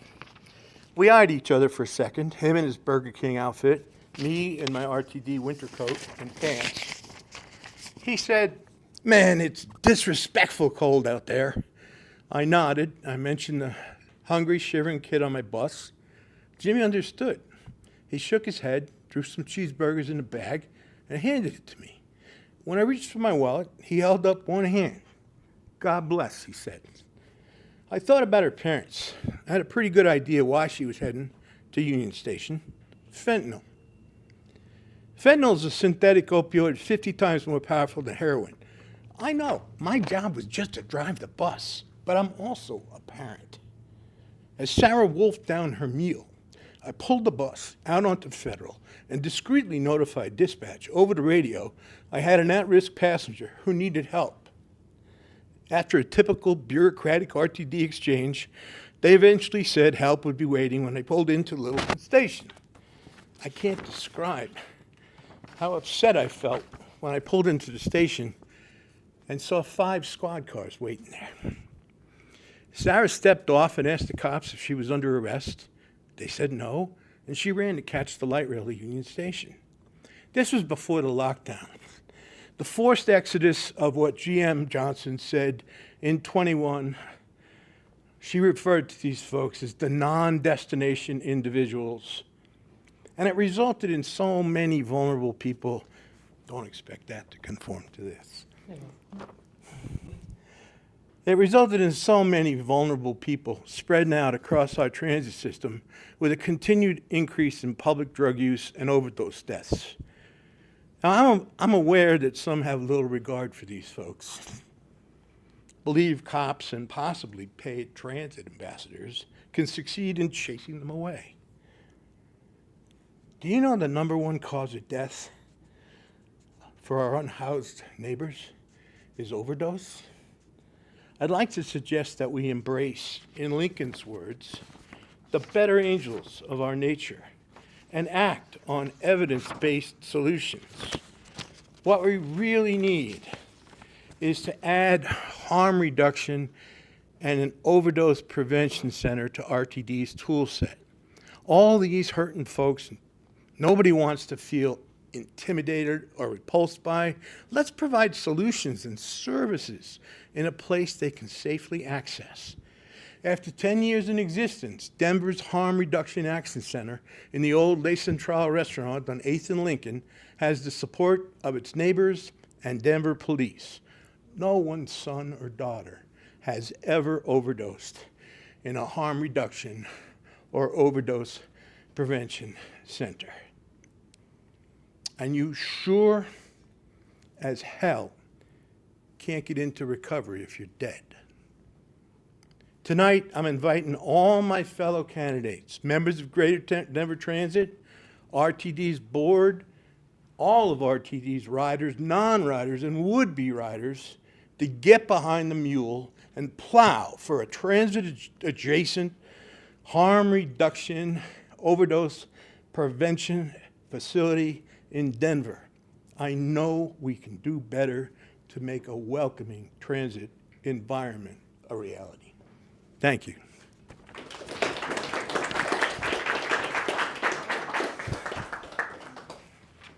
Thank you, Bob. Right. Board candidates. Oh, we had a question? Go on real quick. Of course. Microphone for you. So sorry, I happened to notice on the slides, also very quick, during the legislative session when the legislature was considering the overdose prevention center bill that would have legalized them, I was in the committee room for every single hearing. GDT was officially in a neutral position, but I thought it was important to talk about, like, hey, if you have overdose prevention centers, that gets people who are using off transit, and it makes it a better experience for everyone. But you had on one of your slides, I know you didn't reference the slide, you had on one of the slides, University of Denver Station, yes. The parking garage there, yep. As it being a potential location for a OPF or another HRAC center. Have you talked to Lisa Rayville about that as the location? She would love it. Okay. Okay. Has she mentioned any other potential locations? She would like some space at Union Station, possibly downstairs, one or the other. Okay. But transit adjacent is what she's really interested in. And that's been vacant for 18 years. Yeah. All right? She only needs 10,000 square feet. She'd be delighted with that. The police department, the Denver police were talking about possibly taking it for their headquarters. I'm sorry, not Denver police, the RTD police. Mm-hmm. Okay? That'd be a great synergy between what Lisa is doing and the mission of the transit police. Okay. That was my question. All right. Lisa's Are we question. going to candidates? Or? Yeah. Okay, let's move on to board candidates. Okay, so what we've got is coming up. It's a bunch of quick-fire questions for our candidates. I'm going to first introduce them. If you could stand up. District A, Chris Nicholson. District A, challenger Bob Diniger. Where are we going? This would be, I didn't know in particular order. Patrick O'Keefe, which is District H. Oh, well. Brett Pagliari, District M. Matt Larson, District, I've got you there. E. And then Bernard Celeste, District F. Okay. So, first question. So, all of you, the candidates should all have a yes-no thing. Have you all got one of those? I have one. You got yours, Bob? Some of these are yes-no questions, okay? All right? I don't know what this belongs to. I'll vote. No, you can. Matt, Every candidate has one, right? has every candidate got one of these things? Brett's over here. Brett's got one. All right, put that down then. Legit, be good. All right, so the yes/no questions are just that. Yes, no. We don't want the spiel. We don't want it. It's just yes, no. Okay. All right. We're going to keep it real quick fire. There will be an opportunity somewhere for you to give us a little bit of pitch. So we're not going to completely say, but we're not really in the mood tonight for listening for 10-minute speeches because we all want to go to the pub. Let's get going. Okay, first question's really easy. You're going to do this. Okay. The first one is a question. Okay, this is really easy. Yes, no. Will you be voting yes on ballot level 7A? Is that yes? That's the green. Is that all? Hold those up. Yes, that's pretty easy, isn't it? Right. Hold that a little longer for the camera. Hold it a little longer. It might just be easier to have the candidates come up, maybe, just so it's not. Do you want them all to come up? Yeah. Do you want to put them all in the kitchen? Do you want to call them? Bring them all into the kitchen here. Yeah, I got a minute. All right. Well, now we're going to get into these. Okay. So now we're going to do a couple of answers. It's cool too. I mean, right. So what happens is here is I've got 7 cards. Each card has got your name on it. Has got a candidate's name on it. Okay. So certain questions we're going to just ask the one candidate, but we're going to use the cards to keep it free. So Emma is going to first pick a card. All right. This next question is for Chris Nicholson. It is. He hasn't seen it. You find out the GMCO is planning to award a construction contract worth $2.5 million without board approval. What would you do? And remember, her delegation of authority is $2 million.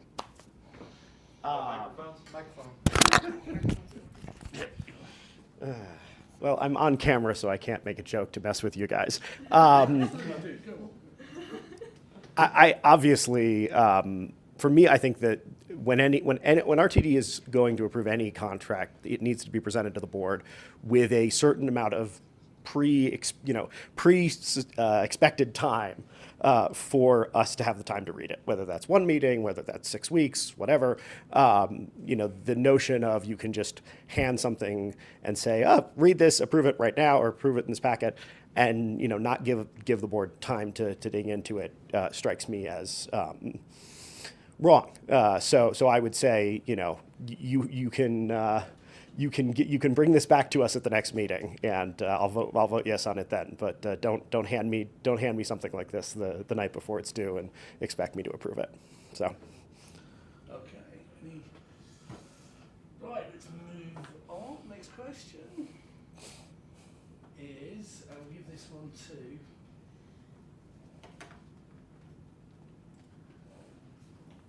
Actually, this one's for Brett. Okay, it's catch an easy one. See if he's ready to catch. Thank you. How many constituent outreach events should you aim to be part of each year? I think it would be fair to do something on a monthly cadence. And maybe with a month off for the holidays. So 11, I think, would be a standard that I would like to see myself keep. Maybe push for 12 if it's a busier time of year. And I would hope my other board members would also keep a cadence similar to that. And I do know that actually the RTD board budget allows for events to be catered even, so we can attract people with food and other things to get them to come hear their opinions about our district. So. Okay, that's higher than the pledge. We were saying 2, I think. But there we go. Let's go and do 12, right? Once a month. Okay, next question is, hang on, I'm going to down this. This one goes to, do you want to put it?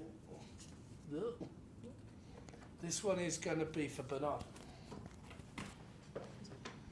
See how well he knows. Oh, is that one? No, it wasn't. I want to. I don't know if it updates live. It doesn't update live, does it? No. Oh, he's going to get that one then. There we go. The GM and CEO wants the board to approve a $300 million 5-year bus operations contract with Transdev. Yet all you've seen is a short summary presentation. What would you do? Well, it goes back to what Chris just said. You know, I would, out of respect, demand a more thorough explanation, from someone from budgeting office or accounting somewhere to explain the what and the hows to us so that we could make a well-informed decision and not something because we are elected officials, which means we have constituents to represent. And to tell us to just sign something of that magnitude in an expedited manner, and if we do go, I'm like you, I plan on visiting several HOAs and committees in my community. I do that now as an individual. So I probably do about 1 or 2 a month every month. So how do you go somewhere and look like an imbecile to ask you a question like that? You say, I don't know. So I would request respectfully that we be given a thorough explanation of this.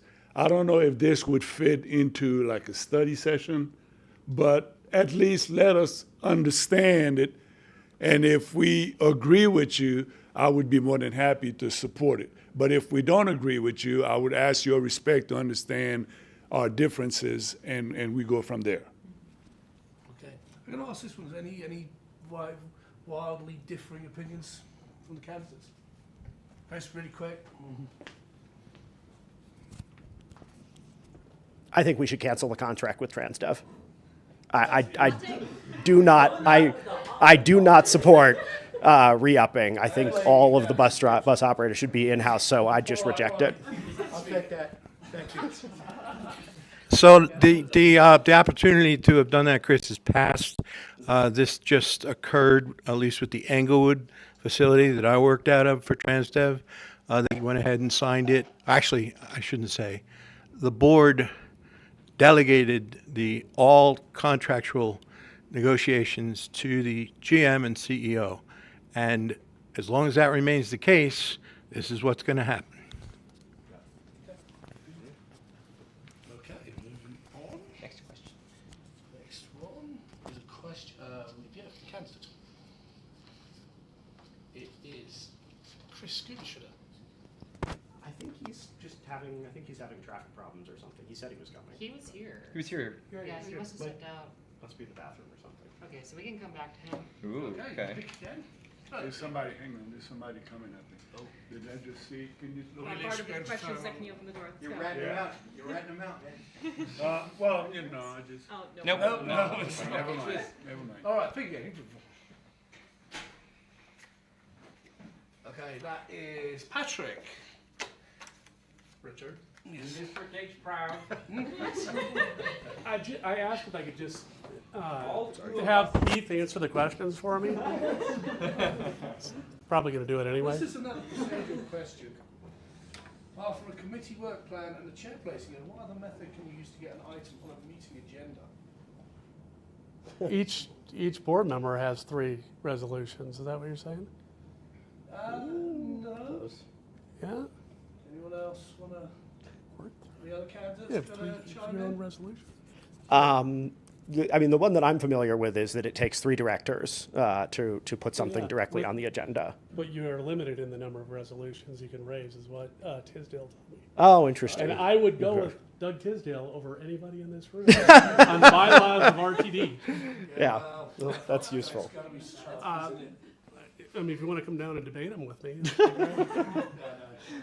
Doug is a huge fan, and he has been in this meeting. And there's nobody that knows the RTD bylaws better than Yeah. Doug Tisdale.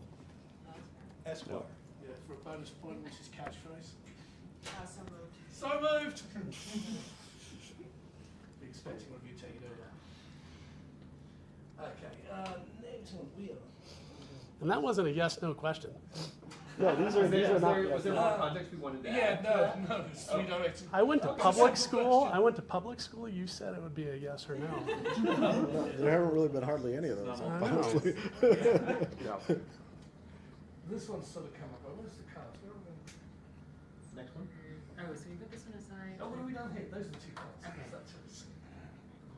I saw this, so. Matt, last. Oh, okay. Actually, this got touched on. You've actually got quite an easy one. Good. Are these all real questions? Some of them, because basically, this is the shit you're going to have to deal with. Weekly. Yeah. So we just find out how you do. So 500-page doc. They did this last week. Actually, it was 700 pages. Can you veto bribe Keith as an answer to Yeah. this? Yeah. So that says you 500-page document for approved 4 days for a meeting. What would you do? I mean, it might depend what kind of document, but I'd probably just not approve it. I'd vote against it, most likely. That was an easy one. I mean, you guys all remember DARE. Just say no. I mean, if it's something important that needs to be read, then yeah, you'd absolutely vote against it. Okay, that's That was easy. That has not been Thank the you. answers we get it there. Right, this next one, everyone gets to go. Wait, did Bob get one? Bob will get his question after this one. So This is for everyone. So this is for everybody. We're going to put 8 possible policies up there. And the policy, remember, the board doesn't command, do this. It sets a policy, okay? So we're going to put 8 possible ideas. And what we want to ask is each of you, we just go down, we'll go left to right as we see. Okay, we're just going to ask which one of those of 8 would you go for first, okay? Or really want to tackle top of mind. So first is establishing a Rider's Bill of Rights, a review of service planning, operator shortage review, light rail operations review. Oops, hang on a minute, what happened there? Ignore that. Title 6 policies review, fare collection, and then RTD police. So yeah, ignoring 5. So let's start with Bernard. The operator shortage review. Yep. The operator shortage review. Okay, yeah, let's go straight. Simple question, let's ask. I see some of these as equal, so this is kind of a hard question for me. First email, you're in. Pick one. Yeah, I'd probably say number 7, fare collection review. It's closest to safety, which is the thing I care about the most. Well, you can't have a hospital without doctors and nurses, and you can't have a transit system without operators. So I would say I go along with Mr. Salston, definitely the operator shortage review. If there's an operator shortage. Right now, it's down to about 1.6% bus operators as of the October report. Yeah, I agree. Operator shortage review. Service planning review. I think there's a uncertainty of how many operators are short of with their existing route structure. Rider's Bill of Rights. I think we need to be very concrete about what promises we are making to the public and then decide whether or not we can keep them and then commit to them, because that doesn't really happen right now. So I think we need to shore that up in a very concrete way. So that's what I'd go with. Fantastic answers, and I see a possible coalition forming there. That's what we're going to need to do. Ooh. Moving on. Right, Bob, this one is for you. This one is for you. Who should lead the GM and CEO's performance evaluation process? Are you talking about ongoing this year, next year? Or are you talking about as a standard policy? Every year. Every year. How did she meet her goals? How did she do setting the new goals? I think that's something that really bears consideration. It's going to vary, obviously, from year to year, have something to do with personalities, relationships, and acumen. However, I think if we're working with a set of metrics to do that performance evaluation, it shouldn't be that hard. I'd just like to see some sense of urgency across the board. Okay. Let's move on. I think we're back to the deck. Shuffle, shuffle. We're back to the deck. Shuffle, shuffle. We get Bernard's biggest card. That's Chris's. Yeah.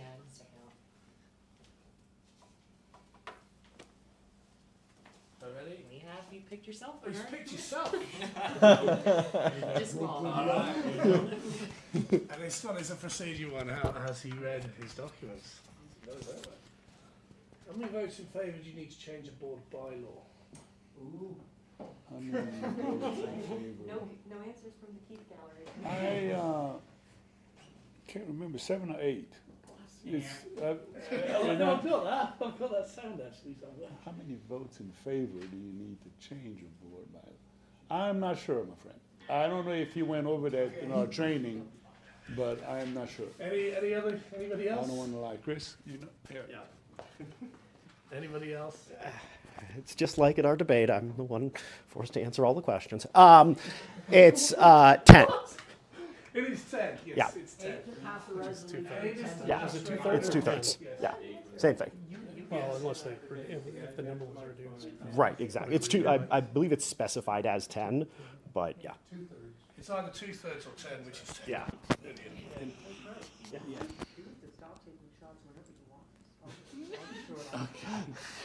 I'm not going to start quoting that song about shots. Oh, this is going to be good.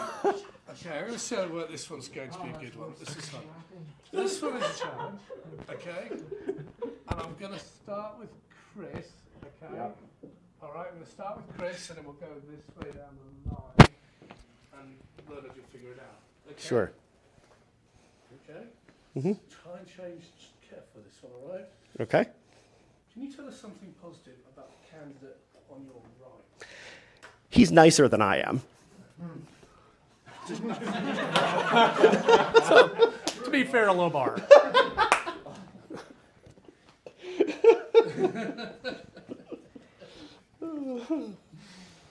Am I asking the same one? Yeah. I thought we were going to get a different one. I think Matt has shown as much passion as anybody I've seen for wanting the seat. I've had a lot of conversations with Bob, and he's been very helpful and giving me a lot of interesting perspectives about a lot of issues related to RTD, and I just think we've had some long conversations. They've been very thoughtful and helpful. Thank you, Matt. I'm sorry I can't return the favor because you're to my left. However, Brett and I haven't hardly met. Yeah. He sports a nice baseball cap and a plaid shirt, and he's young and he's sincere and he's full of energy, and I hope he's got some piss and vinegar in him too. Thank you. And my favorite, I'm positive. I think my favorite part about you, and is also something that's super positive, is the fact that you have experience as an operator, and that's what I look forward most with you being on the board. So you bring a perspective that is much needed to the board, and I acknowledge that you also were an operator, but he's to my right. So thanks. And a complete circle. Yeah, Chris. Chris and I have literally formed a friendship over the past, few weeks and months since this whole process started. And it's made it a lot easier to go through it, and actually, that being said, I think we've spoken a little bit, all of us, and the respect that we're putting into this makes it a lot easier to anticipate the work relationship that we're going to build when we do get on the board, and I really believe that there's a lot of great positive things that will come out of us, you know, and the other half of the board that's not here, based on the conversations that I've had with, you know, most of you guys, I think we can really get along with the other half of the board as long as we show them the bottom line is not Bernard or any of one of us, it's RTD and the community. So I believe we'll do a great job as a board. Fantastic, thank you. Okay, Jamie, will you pick us a candidate? Okay. This one is actually pretty easy, if he was listening last 2 questions ago. Patrick, it is purely random, Okay, you have, so I'm trying to put, how many other directors do you need to vote yes to pass a regular policy? From the Keith Gallery. Okay, who has the mic? So. I have it. Okay, we're good. Oh, I guess you. Yeah. I knew that. In fairness, I knew the bylaw question. I assume it's. Is it 8? Yes. I think I'm right. Other directors, Yeah. including you or not including you. Right. Yeah. How many other directors? So other would be 7. Yeah. Yeah, it's actually Was not a trick question. Yeah. Be very sure. It's technically 7, but you get the idea. And it's technically it's actually a simple majority. What's the quorum? Well, the way it's written, it's 1 less than a simple majority. Quorum is 10, simple majority, so depending on... So if we'd have 6 in that case. Yeah. But assuming everybody has showed up either in person or online, you would need 7 other directors. And I think our advice is you should plan to have 7 other directors. Yeah. Because you never know, the ones against you might show up. Yeah. Yeah. We might say something bad about Boeing and then we're going to be on. Yeah. Thankfully, if that was the case with RTD, a lot of us would be dead already. So. No, that's right. Pick one out of here. It's actually a good question if it's 10 or if it's 2/3. Because if it's quorum, because then it would be 7. I think you only have 10. You know, so you change the. Well, then who is it? Matt. Mr. Matt. Let's see how he does. You, sir. It's not a tribute. How well do you know the job? Oh. How many constituents will you be representing should you be elected?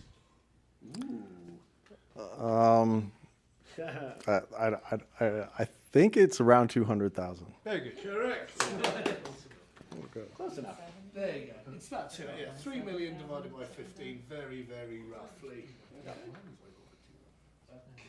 And let's have another pick.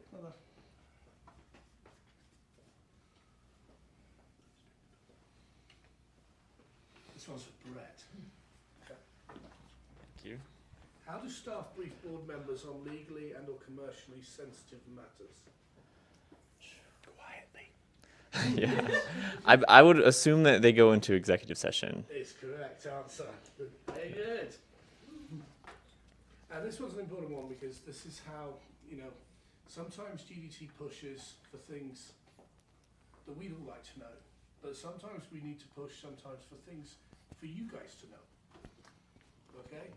Because sometimes there are things that you have the right to know that is not happening.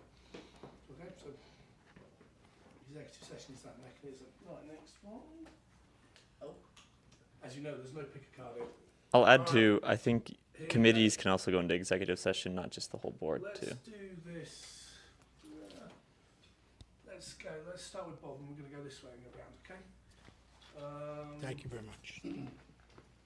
You have 1 minute in the elevator. What do you want me to talk about? I can talk about anything. Well, you're a nasty candidate running for the board, so I don't know. You can talk about that. All right. Well, He likes telling stories. So, Hang on. yeah. I'm the oldest of 9 at our dinner table. There were 2 kinds of people, the quick and the hungry. I'm also from New York City. I am the only candidate running for the board in District A that has experience with operations, maintenance, security, and governance. I've paid attention. I've been doing this work for a long time, going back at least 5 years. I got involved when I was paying attention to the board when my life was literally at stake during the pandemic. I care about the service that RTD provides to the public. It's an essential service. I care about the people that provide it, and I think they need to be cared for properly so that the service can be world class, as we all would like to see. Thank you very much. And next will be Matt. I mean, my pitch is pretty basic. I don't think that RTD has performed well recently. I think it's time for a change. We need to focus on safety, frequency, and reliability, and that needs to happen somehow. And the next board needs to drive that to happen. It needs to be aggressive and ambitious to make sure we have a management team that makes it happen. We're not going to achieve any of our goals or anything anybody wants if those things don't happen. And that's what I intend to contribute to. So if you're in District H and you're not Keith, there's a good chance that you don't use transit on a regular basis. But there's really a few reasons why it's important. The first is environmental. There's an environmental component that spans the entire city. Two, there are people that come to and out of our district that rely on it to work, to visit family, and it has to be part of that system. And third, and this is probably the most nuanced for people, is your job is probably here because there's transit. Companies have located in Denver because of transit. I opened offices for a Fortune 500 company. Number one criteria was proximity to transit. You want your job to go away? Let transit go away. Thank you, Patrick. And Chris? Sorry, it's after a year of coming to these meetings, after a year of getting to know every single one of you, I think the simple answer is, I live this. I show up. I'm the only person running for any of the seats who actually uses transit every single day. I used it to get to my meeting with Bernard today. I used it to get home. And that gives me an understanding of the system that nobody else running has. I have the endorsement of the mayor. I'm one of the few RTD candidates in the history of RTD. I've actually looked to get endorsements from as many state level, city level elected officials for something that usually nobody cares about.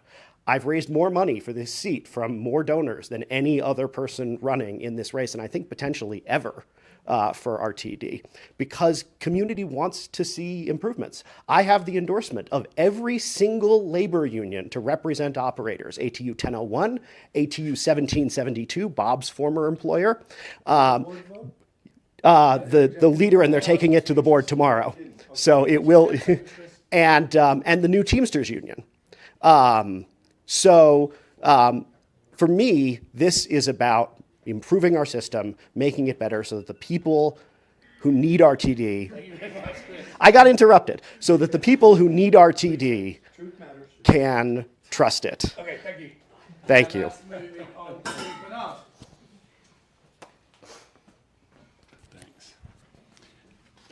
I can't apologize because I'm Christian, and what I'm about to say is religious more so than anything else.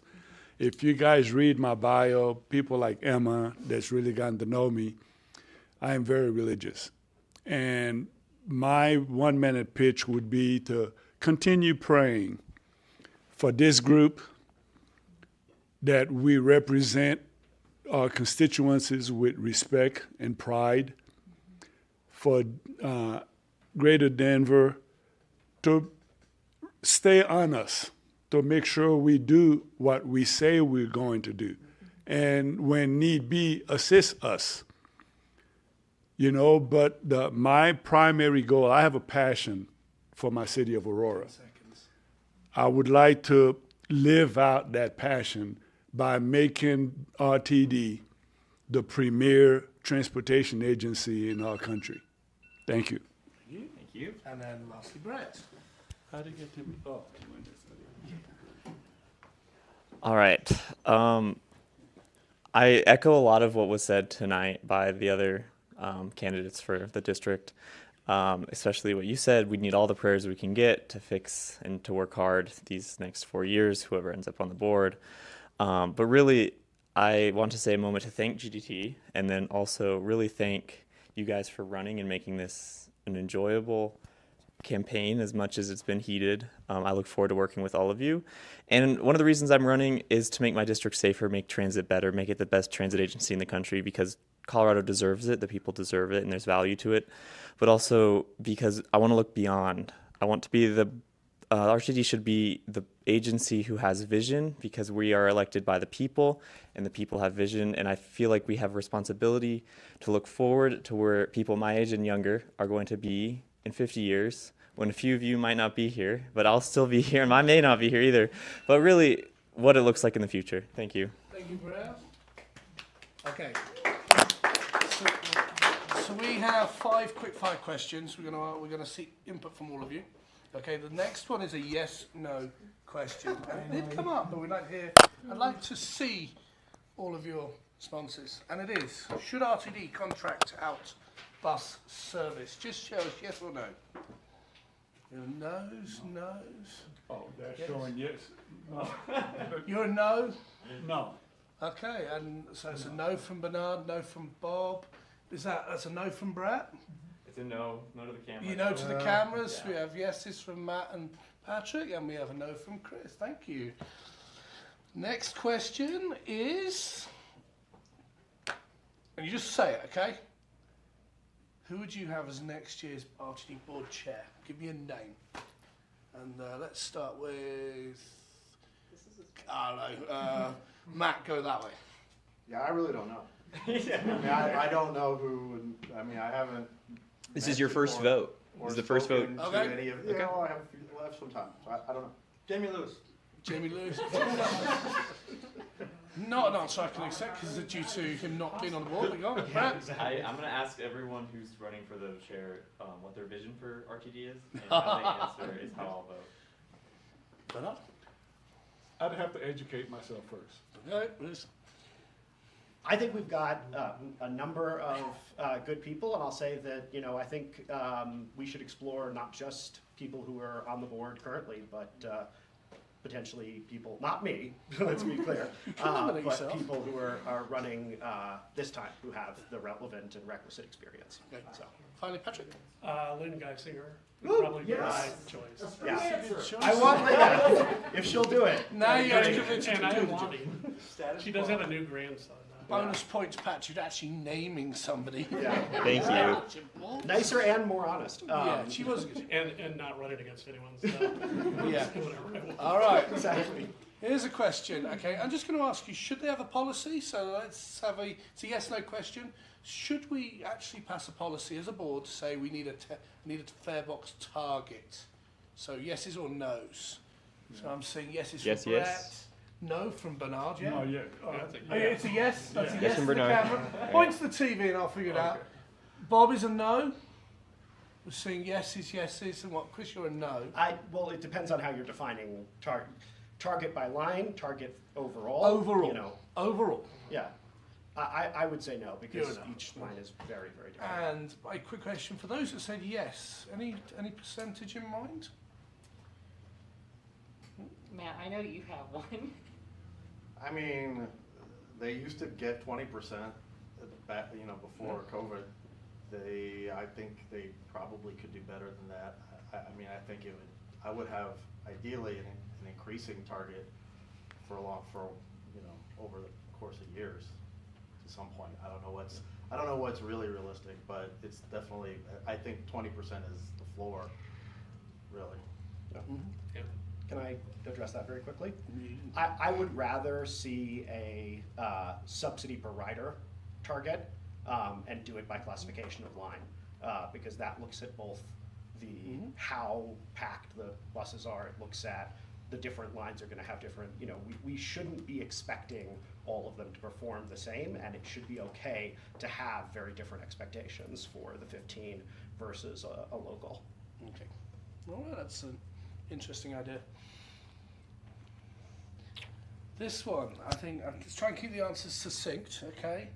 But it is this. It's something that's been widely said is, what do you think of RTD being said to currently being in, quote, maintenance mode? We'll take that. Bob, go that way. Microphone. Right here. Thank you. Well, that's basically status quo. I understand the trials and travails of the past summer, et cetera, with maintenance, but I think it needs to be a far more ambitious goal than merely status quo. I mean, yeah, I would agree with that. I mean, clearly maintenance was needed, and I don't know if that's really. I remember this is from a document. They sort of, I think the view is that they don't think they can get enough money or additional monies to actually be ambitious, and I think that they need to be ambitious. Yeah, just jumping there. The document you might have read is the board operating guidelines. Yeah. The emphasis on guide, yeah, okay.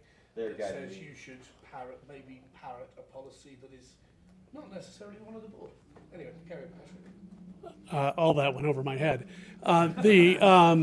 So the answer is, I think the answer is, and this is a passionate issue for me, you should always be in maintenance mode.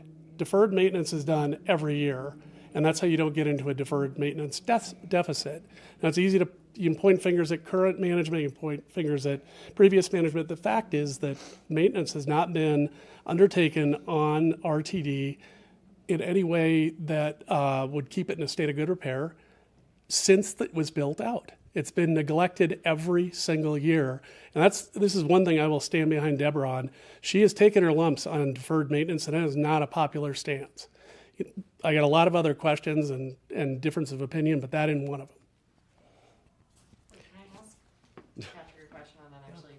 Would you do maintenance mode any different than it's being done currently? Like, if you are in favor of maintenance mode, do you have any critiques of how it's being handled? Well, there are standards for every kind of facility you've got, and if you own a commercial building and your response, it's not a public asset, it's a private asset, you're pretty focused on keeping that thing in repair so all the systems don't break down at once. But it's really hard to do it.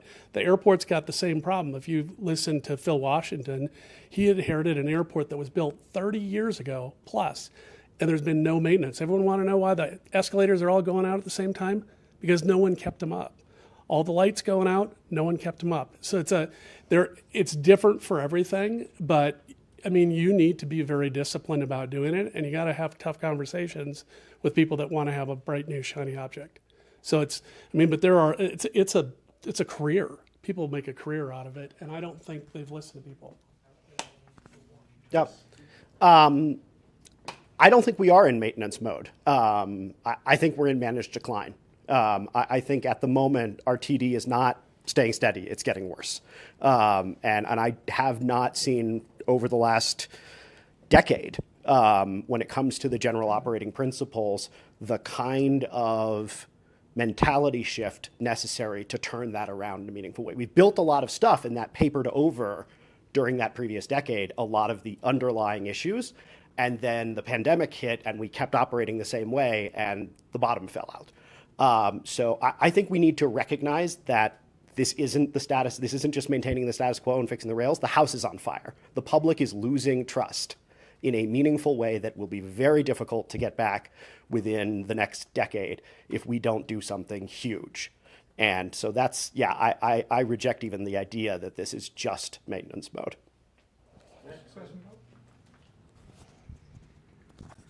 Thank you. I am aware that Chris has spent a lot of time with you folks, and that he was endorsed well before the candidate filing deadline. No hard feelings there, but I do have a question for him.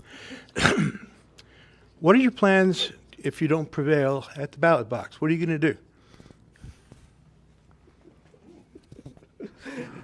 Well, probably, my 40th birthday is coming up in December, and so I'll probably take at least a little bit of a vacation and see my family rather than studying for January. But more seriously, urbanism has been the project of my life for the last, since 2014 was when I started to really get into the question of housing affordability and transit affordability when I lived back in Silicon Valley, where housing is unaffordable and transit is terrible. And we had a bus system that we spent hundreds of millions of dollars on that no one I knew used. And that's what motivated me with regard to this, is worrying that our system here will turn into what we had in the Bay Area, because if we stop delivering. So for me, I'm sure I will continue working on political campaigns. I'll probably try to get friends of mine elected to the board in 2026.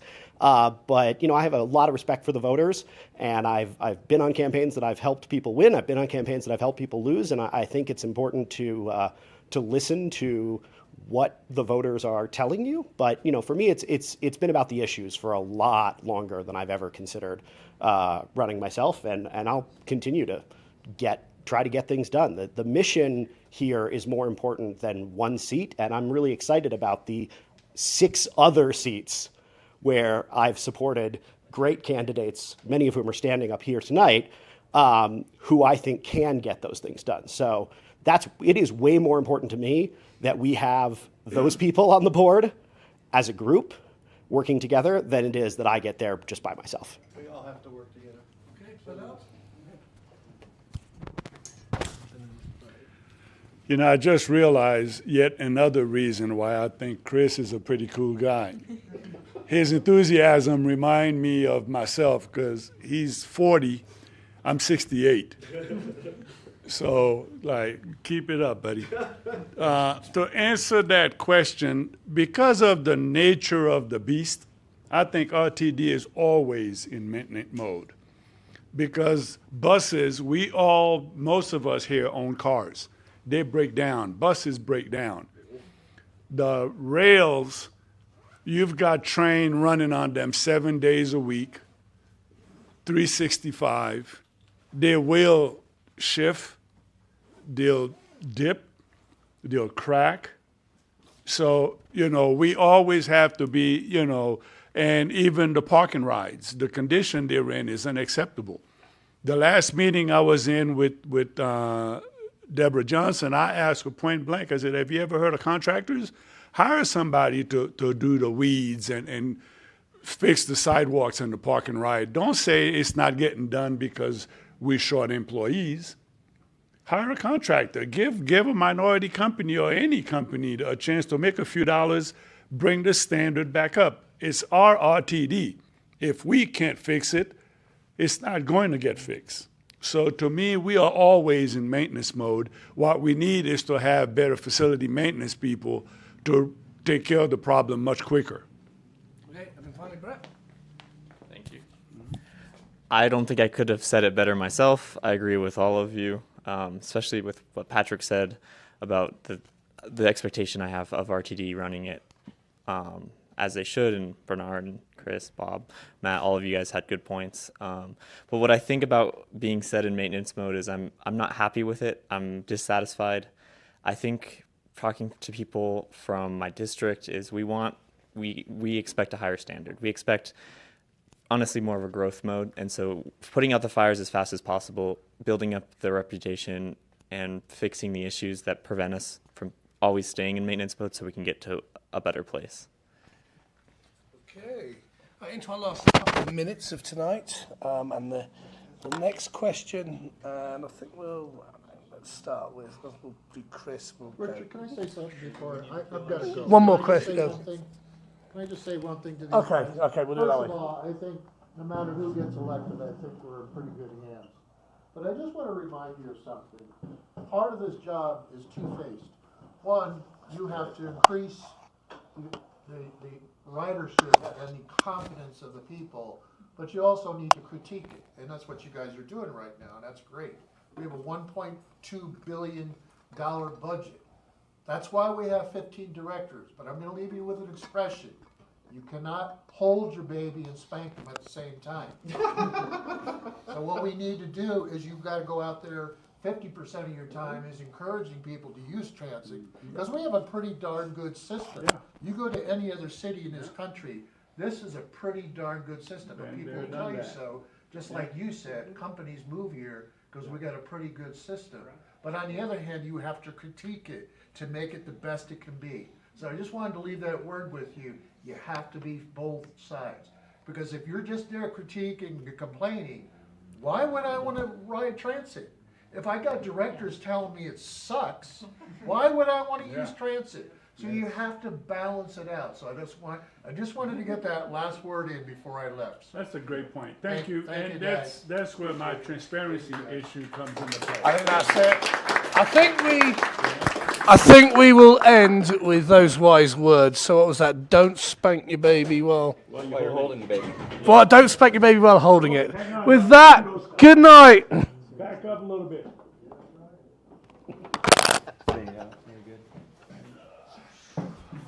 Does it have a neutral? Where are we going to the park? Just the Union Station. We're going to Union